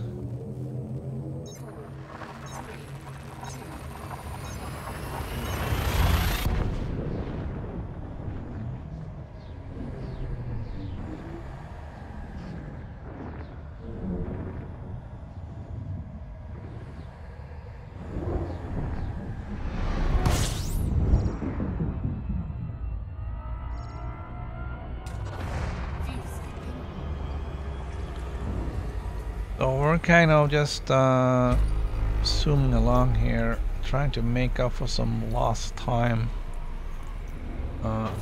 We've kind of been behind schedule the whole time on the way home.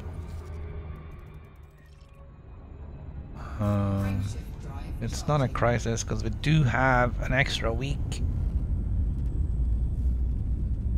So if I don't, let's look at the calendar. Yeah, even if I don't get there tomorrow, I still have until the following Tuesday. I still have an extra week. On the 30th through the 3rd, where I could... ooh, that's another one of those.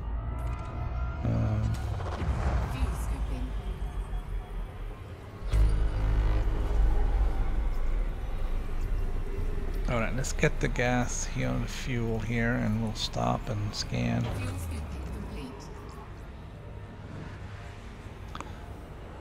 Still have all of next week that we can sort things out, but it's gonna be just a lot of preparation, I guess we should call it, for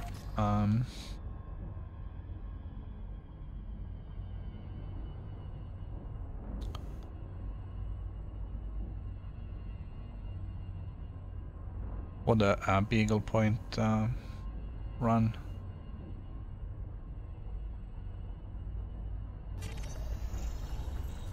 That's a lot of lights.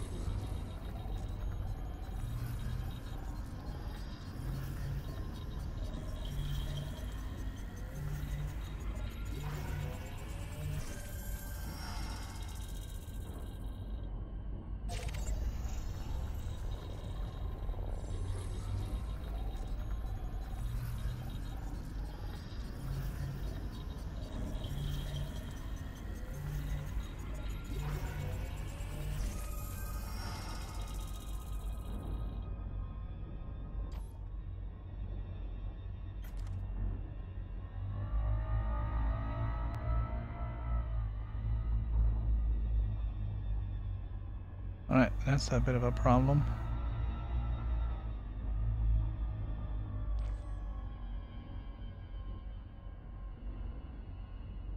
Take a picture.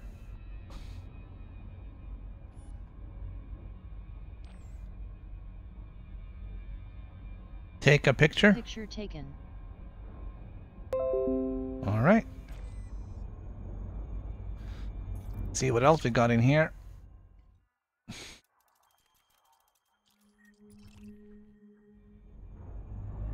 Alright, nothing we're gonna worry about. Yeah, so next week's gonna be just basically getting ready for the Beagle Point run. I need to fix my surface scanner.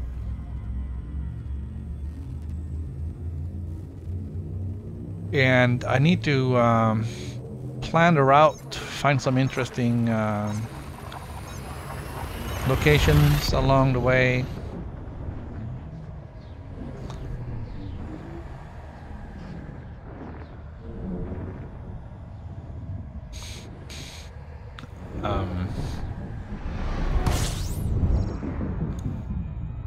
And just kind of formulate a plan. I wanted to check the passenger missions and see if they can give me some ideas for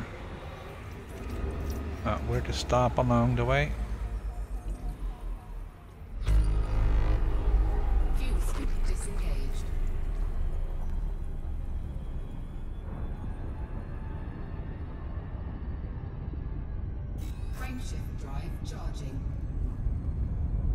Yeah, I'm having a lot of fun with Gran Turismo as well.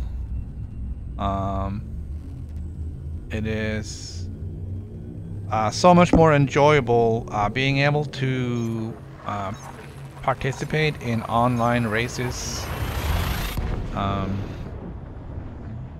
without it turning into some sort of a bumper car madhouse crash derby.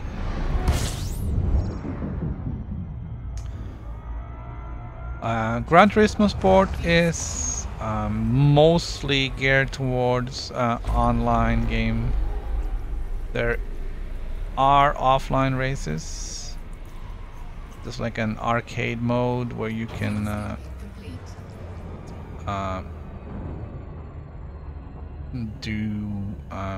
you can race.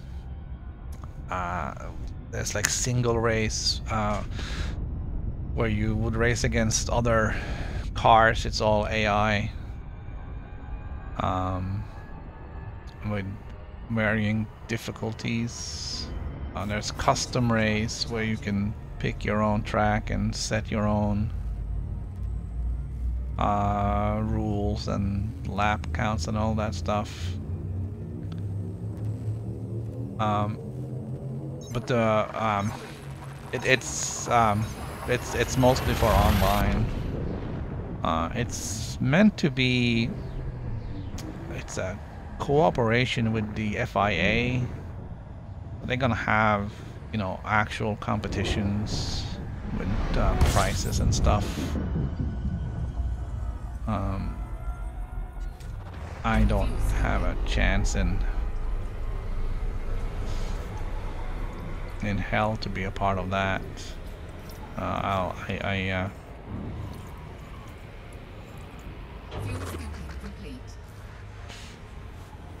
go out in the first qualifying round. But that doesn't mean you can't have fun. Did race against a lot of the same people yesterday, so we kind of did figure out who was clean and who was not.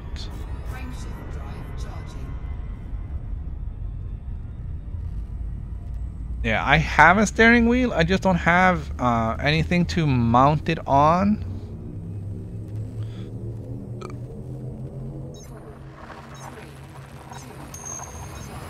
So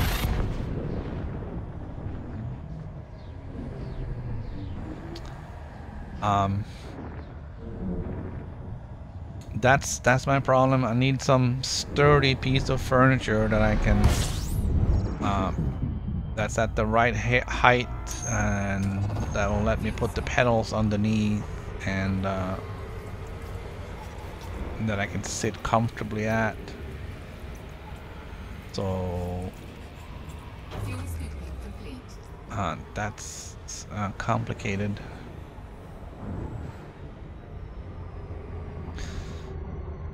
So yeah, I have a $300 set of. Was it? No, probably wasn't $300. Was it $300? I have an expensive set of steering wheel sitting in storage. I don't think I got the $300 ones, did I?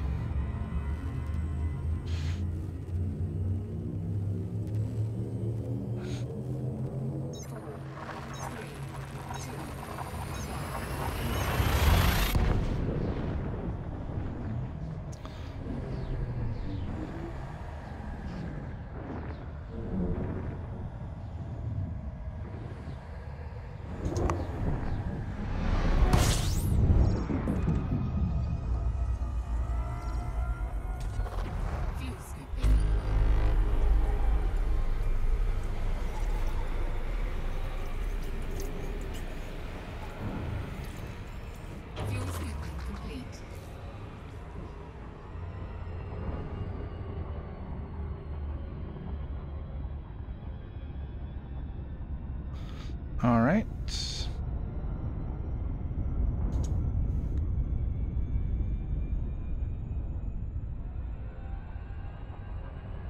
Oh, that's strange.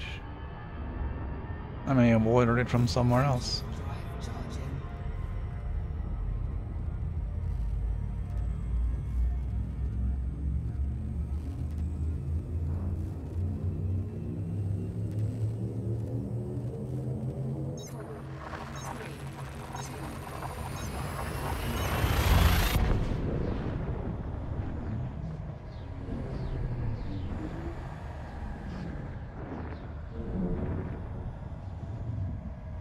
So yeah, I don't know what to do with the steering wheel. I don't really have any use for it unless I have some sort of furniture to put it on. Some of the do-it-yourself or build-it-yourself things just looks ridiculous. I don't want that. Fuel scooping complete.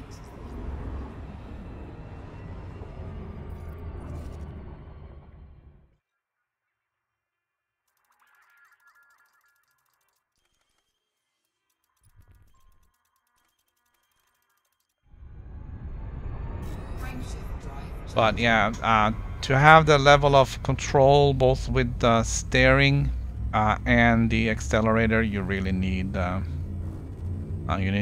really need wheels, steering wheel, and you need a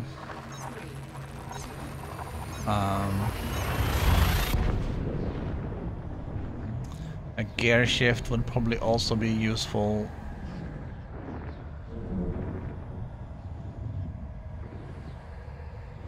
It's the automatic transmission isn't really the best for racing.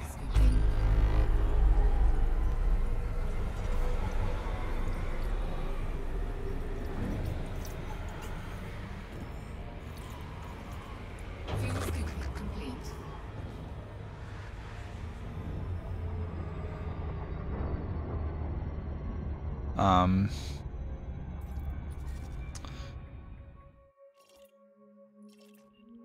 All right, we're gonna scan those. We're gonna scan those 3 blue planets in here. So the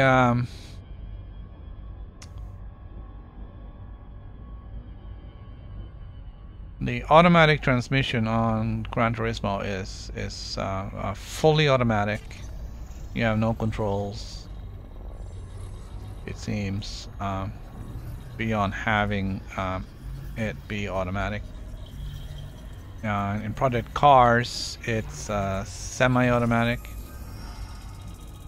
It will shift for you if you don't shift. If you shift, that will override the automatic, so you can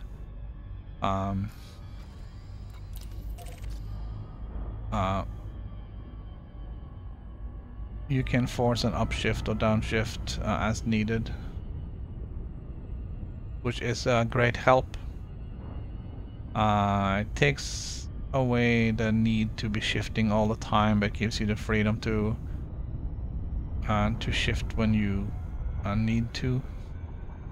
It's particularly useful in corners where the automatic may let you hang in third, but you really would be better off in second, but it won't shift down because you're going just like 2 miles an hour over the shift limit. So being able to push it into second manually gives you a huge advantage, because that gives you exactly the speed and the gear you need to get through the curve fastest.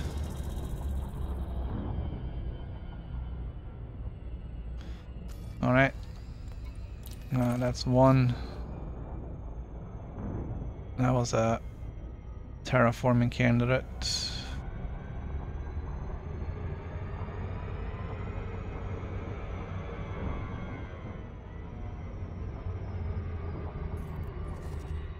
This is number 2, and then there's the last one out here.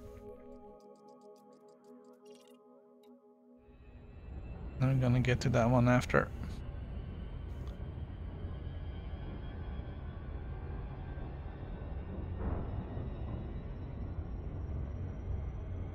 So I wish Gran Turismo would have the override as well on the gear shift. That would really be useful. But Gran Turismo, we'll be streaming that later today. I'm gonna finish up this, and then I'm gonna do some other stuff for a little bit, and then I hope to be back around 1 o'clock, which is in 3 hours. 2 hours and 40 minutes. Waterworld terraforming candidates. Excellent.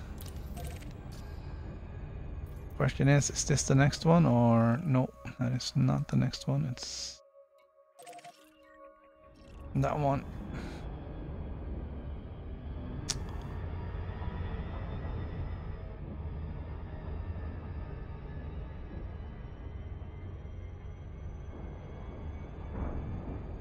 Yeah, the plan right now is Elite Dangerous at 8 o'clock in the morning for about 3 hours. And then Gran Turismo at 1 o'clock in the afternoon, Eastern Daylight Savings Time.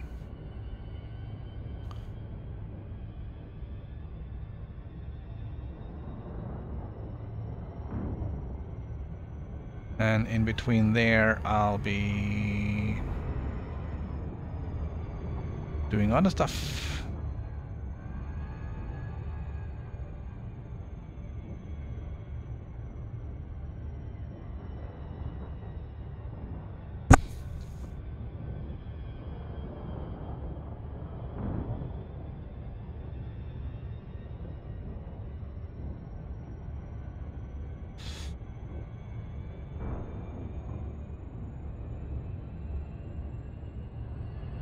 Oh, come on, come on, come on. Gotta be careful now. I don't want to get too impatient and overshoot this.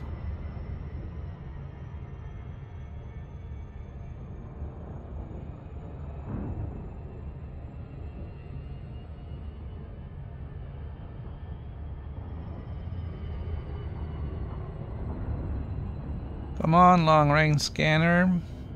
Kick in.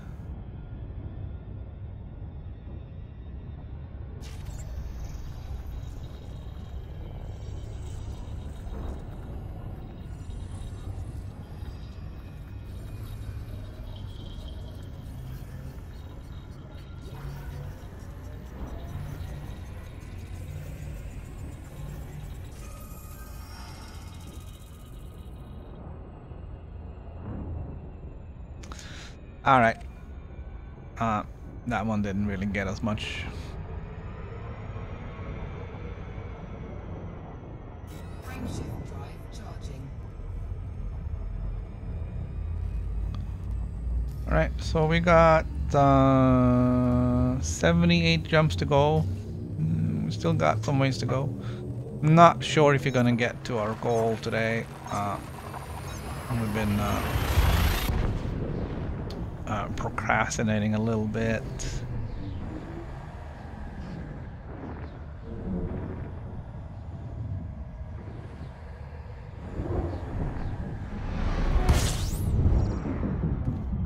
But we got another. We can make another few jumps.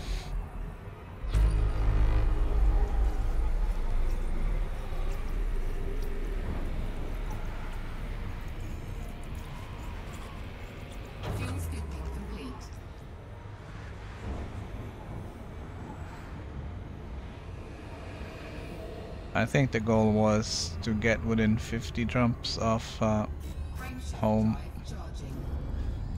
And we're now at 77, so we got another 27 to go. And we got another half an hour and change. So that's gonna be a little close.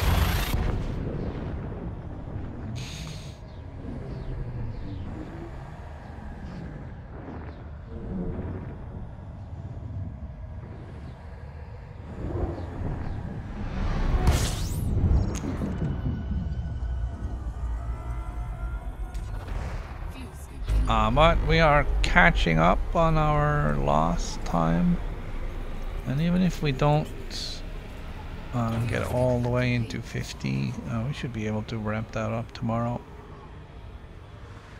even if there is a few extra jumps.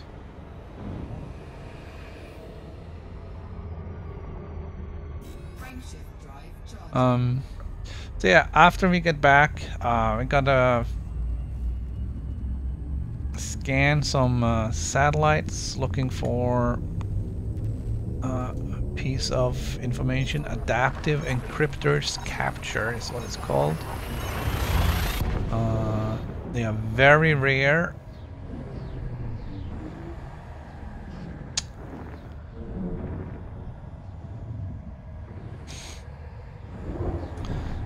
So we're gonna jump around some Earth-like planets in the bubble and go looking for those satellites. Fuel scooping complete.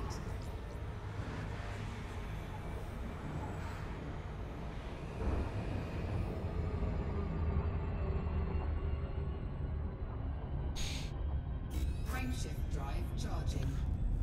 I don't know if you can just jump back and forth between a couple of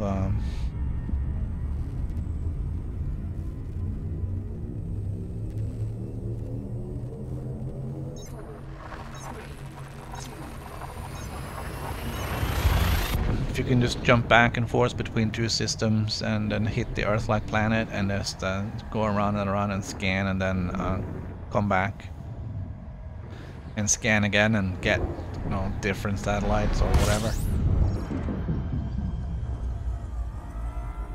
If not, you're gonna use up the satellites real fast.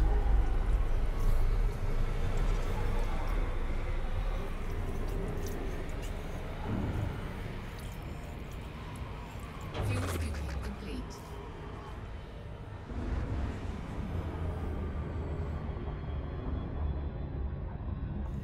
Frameshift drive charging. Let's see, detailed surface scanner.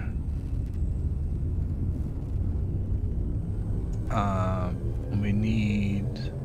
Ready to engage. We have the refined focus crystals.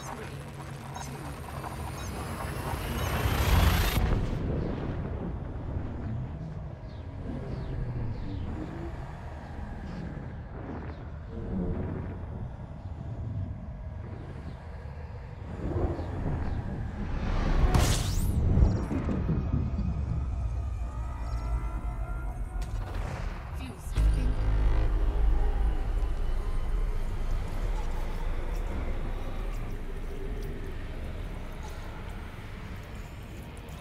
Yeah, I think we have the refined focus crystals.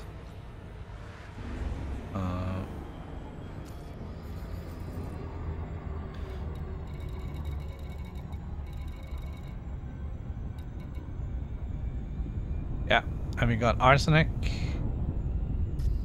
We just need those Drive charging. adaptive encryptors capture.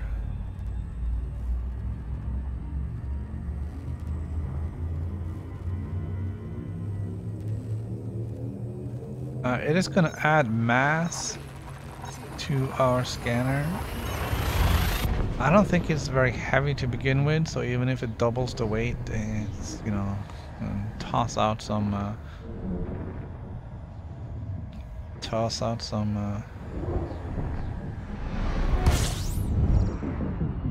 repair limpets.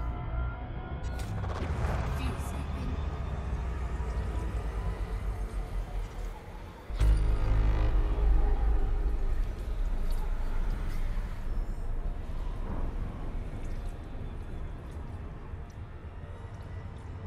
Fuel scoop disengaged.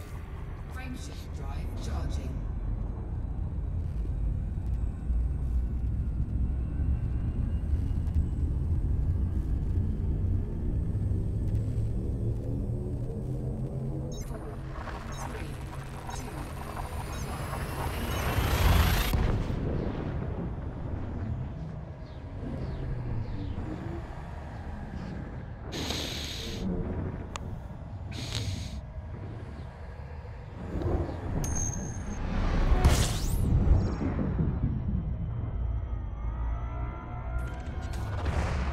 Yeah, I might as well,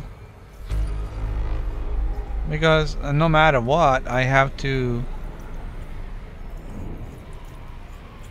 Fuel I have to go find the materials.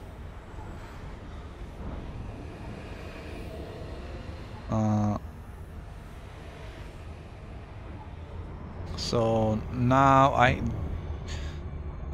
grade 4 is manganese, which I have. Focus crystals, I'm pretty sure I have. And atypical encryption archives, I don't have.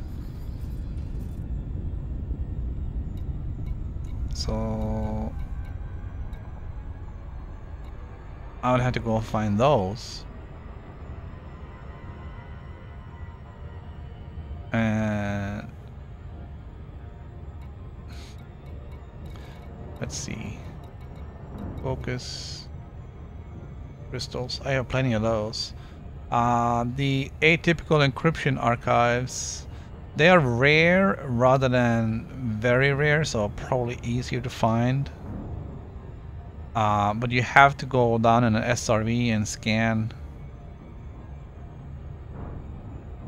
Oh, that's not right. Discovered in private data beacon salvaged from deep space. So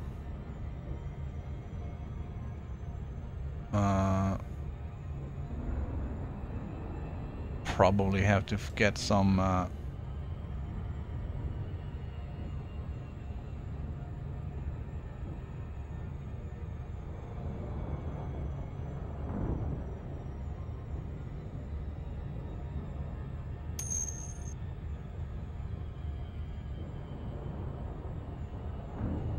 yeah, you gotta find some private data beacons in degraded or encoded emission signals.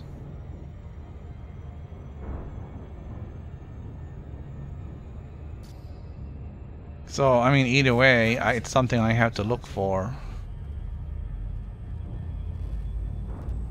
Is this a game? I believe the answer is yes.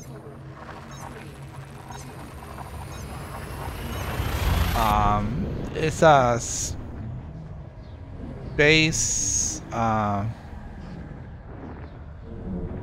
simulation that you can play whichever way you want. You can be trading, you can be an explorer, you can be a pirate, you can be a combat pilot. But either way, you're traveling around and the biggest sandbox there is. No, that's not what I wanted. This is your sandbox.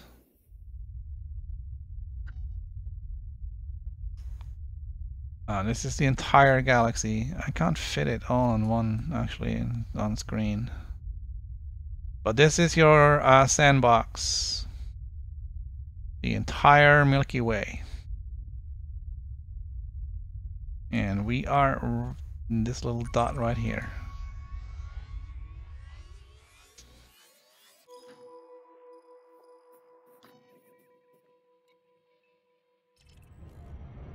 And right now I am playing the part of Explorer. I'm on a long trip back towards Earth, where I'm gonna sell off all my exploration data.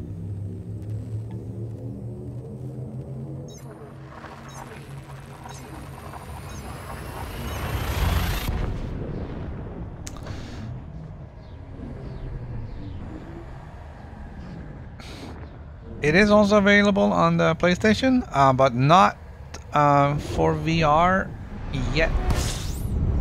It is available for VR users on the PC. And if you have a Mac and you don't have VR,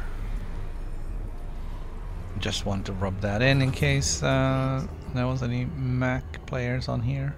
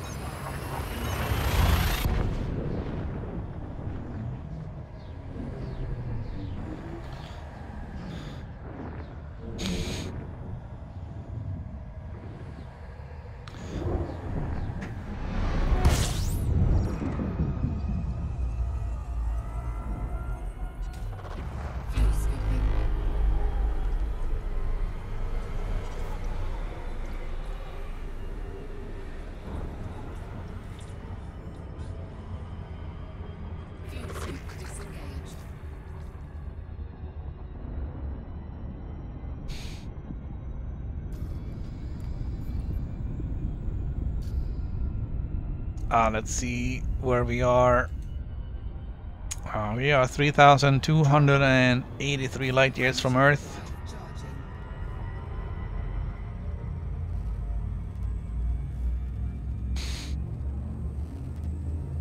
We still have some ways to go. I'm not going to be able to make it today. I hope to get the jump counter down to 50.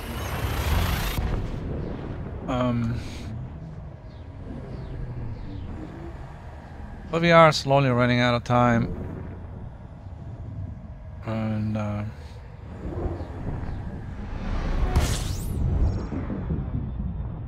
we have other games to play. Fuel scooping.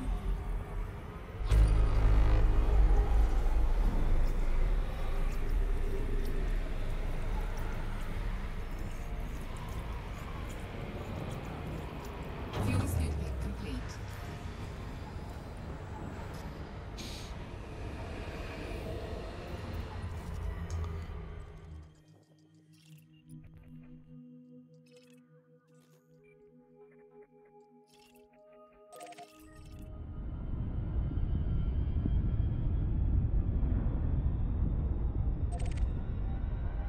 Frameshift drive charging.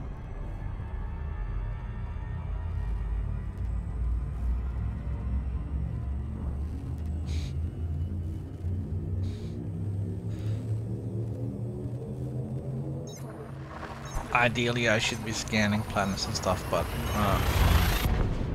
it's just a jump marathon for right now.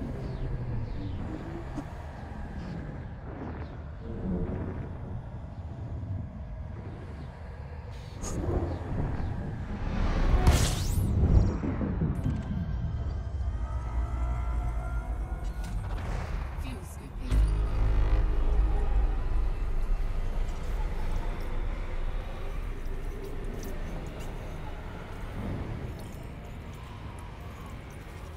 Fuel scooping complete. Frameshift drive charging. Well, we are definitely getting it down into the 50s.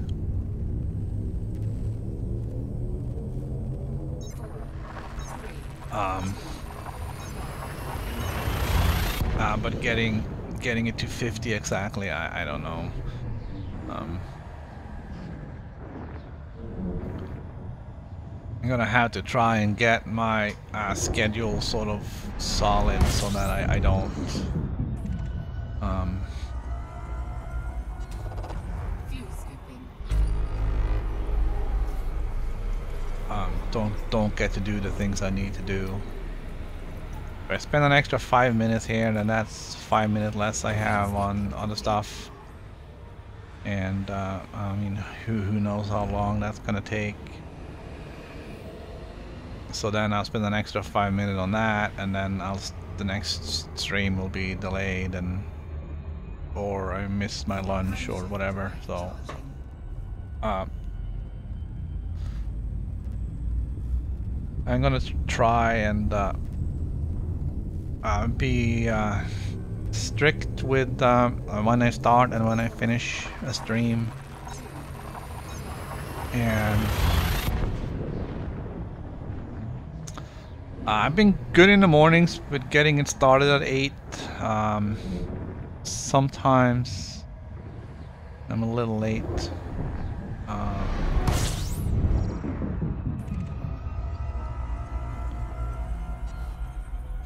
I try not to be, but Fuel scooping.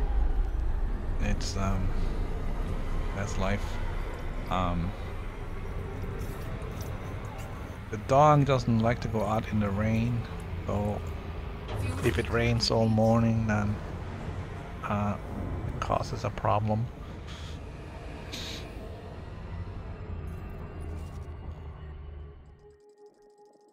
Gas giants. Frameshift drive charging.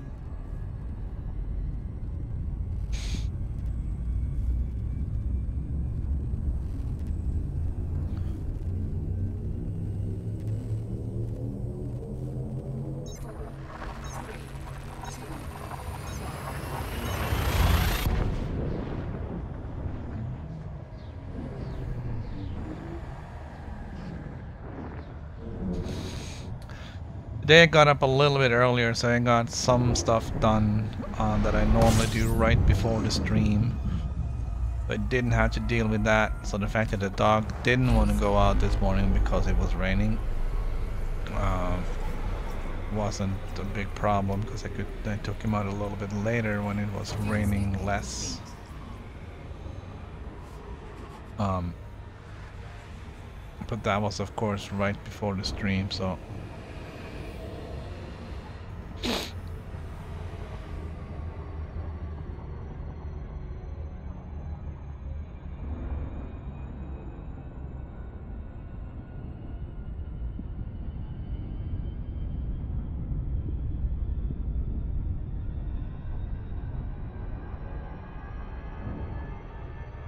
Frameshift drive charging.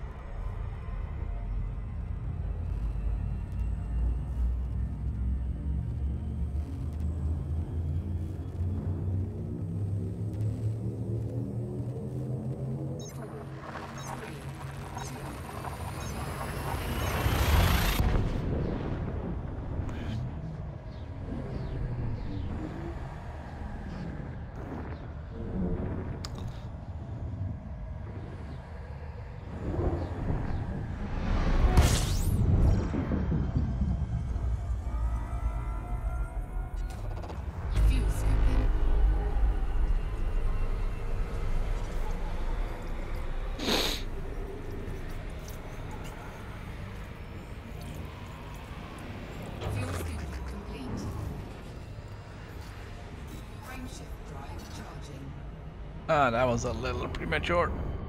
Frameshift drive charging. There we go.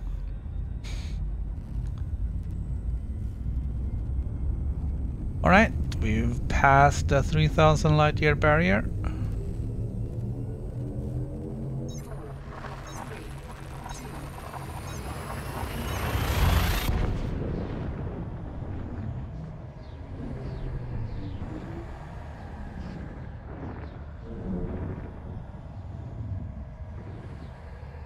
We're getting closer.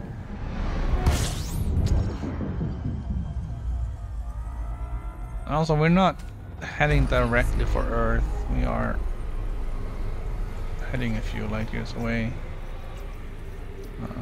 I don't actually know how far away it is, but Fuel scooping complete.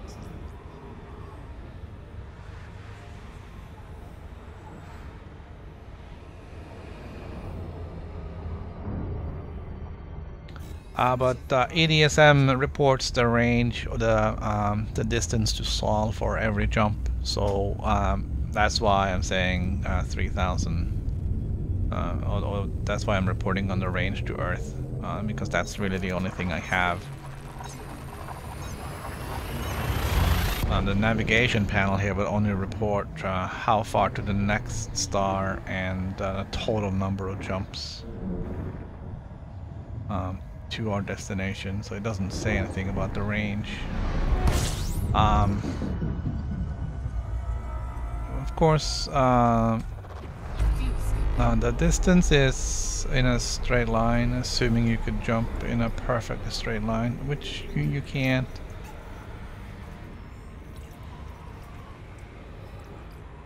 Fuel scooping complete.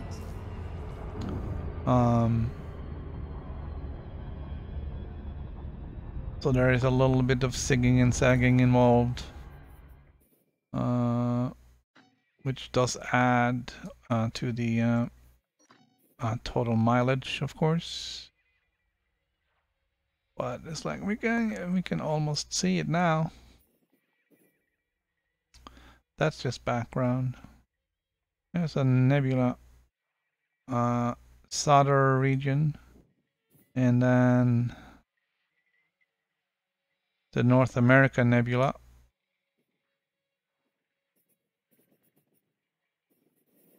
All places we can visit at some other point. A schedule for this commander is pretty tight for the next couple of months.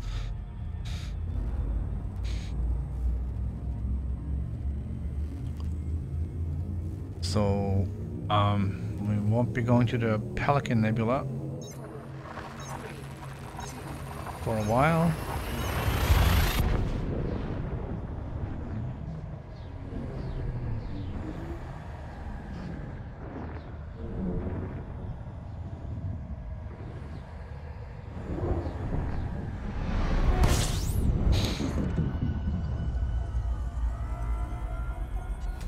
Oh, there might be other nebulae, nebulas, whatever. We can visit on our way to Beagle Point.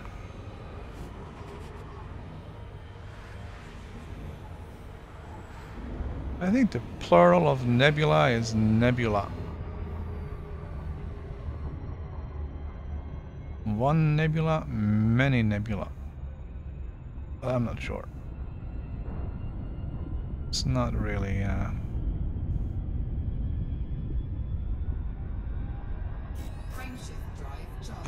not really something that comes up very often, I believe. Let's Google it and see what it says.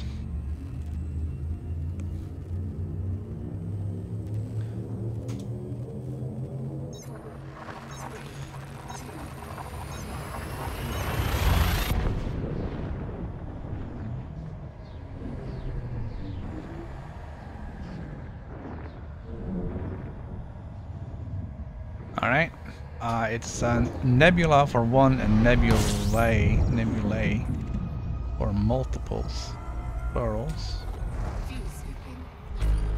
Also legal is nebulas, which is weird, but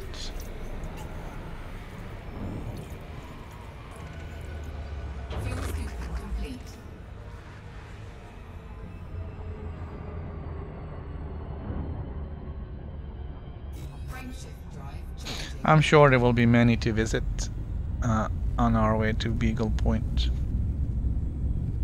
We just have to sort of plan things out a little bit. I hope to find some interesting spots to visit. Don't really have time for, you know, lots of stopping and coffee breaks and whatnot for that trip.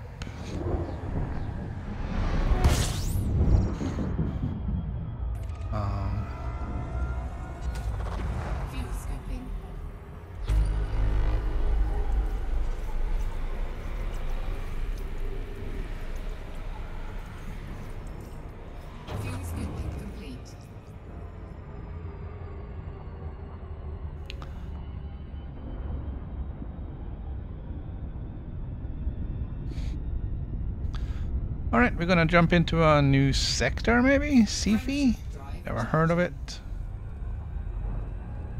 Gonna go straight into a blue-white star.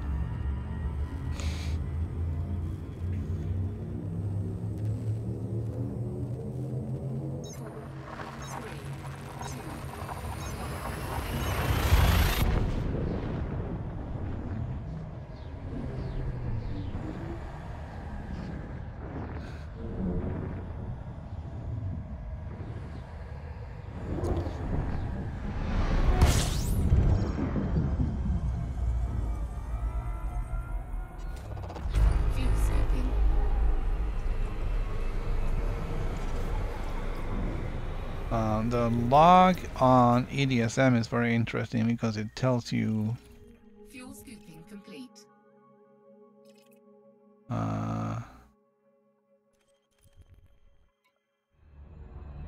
It tells you exactly how long it takes you between each visit. Frameshift drive charging. The last two was exactly a minute apart.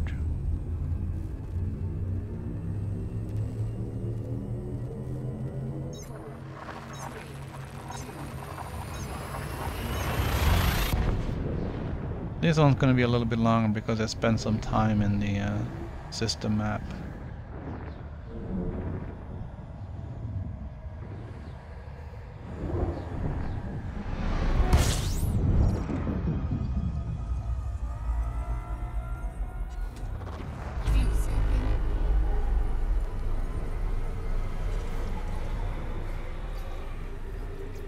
I know it says last main sequence star, but that's not true because I've been scooping, Fuel scooping complete. so it doesn't update that properly.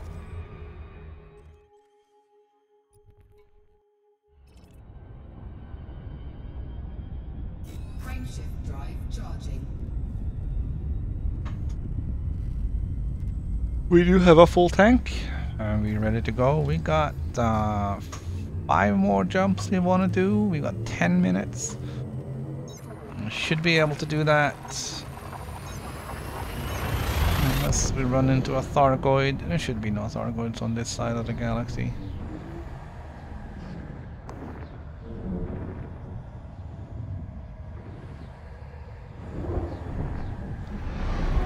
They are on the other side of the bubble, I believe. So we're good. Fuel scooping.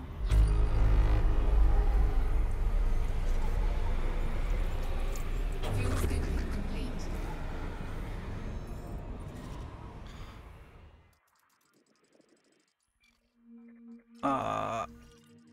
It's not often you see a string like that. Drive charging.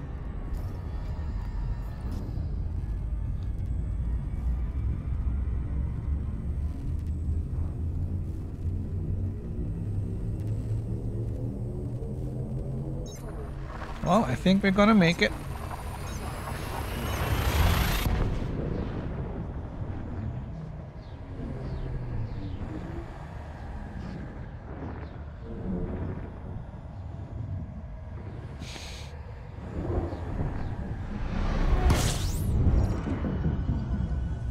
It would be cool if we could find something Fuel scooping.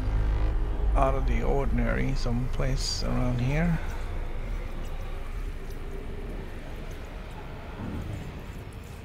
Fuel scooping complete. Just to break up the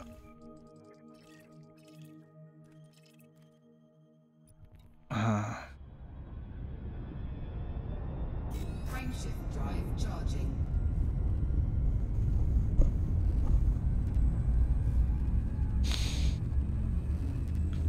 we'll see what we can find once we get to our star number 50. Fuel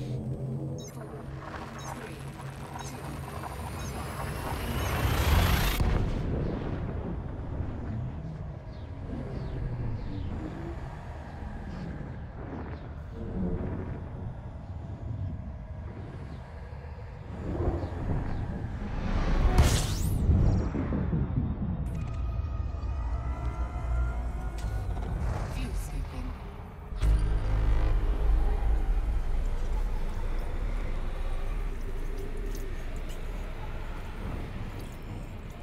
Fuel scooping complete.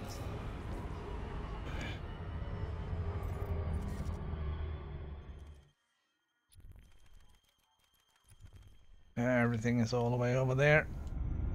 Frameshift drive charging. How are we doing? 52? Awesome. We're gonna make it. We're gonna get to 50.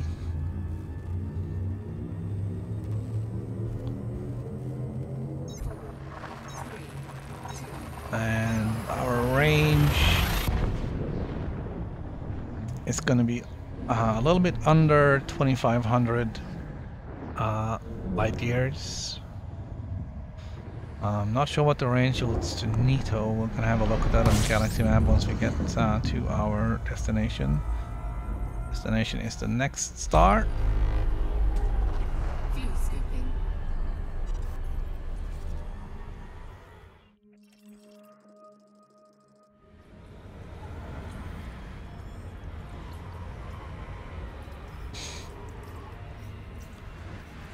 Our next star is 51.8 light years away. Frameshift drive charging.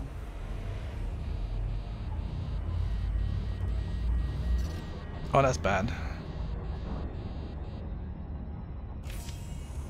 Frameshift drive charging.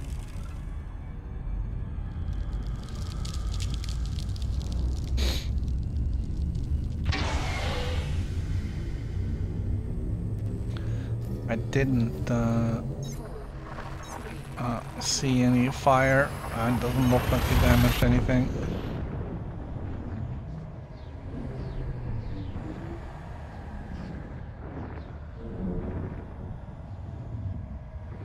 It's okay. Alright, here we are. This should be number 50.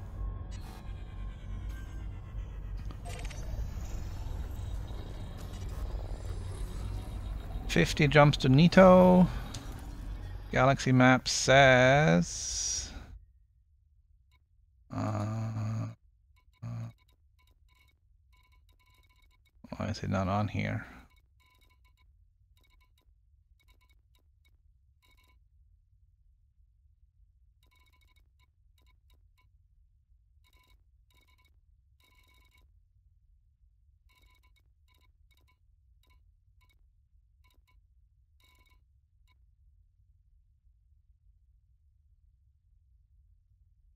That's strange.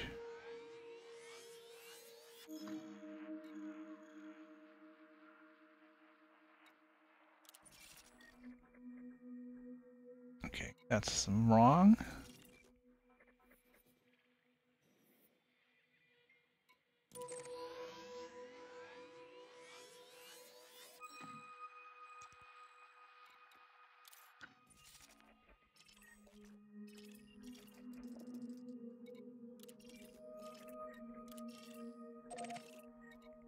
Okay. 49 jumps now. That's okay. That's fine. That is because our fuel tank isn't full, so our jump range has increased.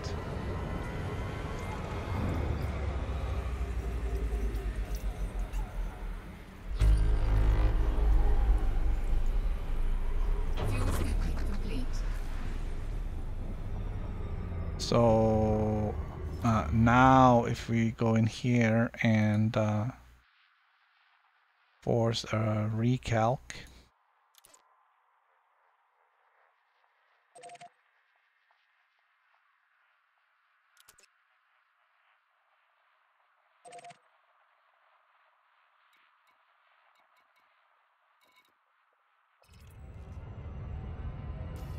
it should be back to 50.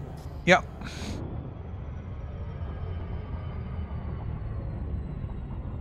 Alright, we got like 2 minutes to spare.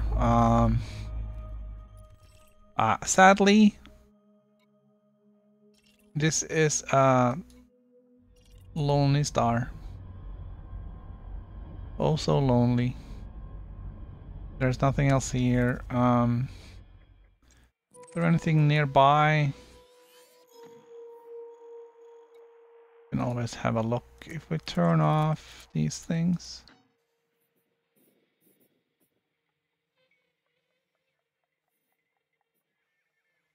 You can see if something pops up on the map here, but it doesn't look like it.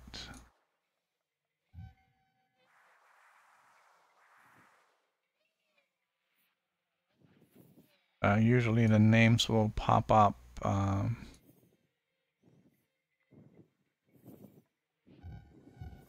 If there's anything, but there's no O's and there's no of the other special ones.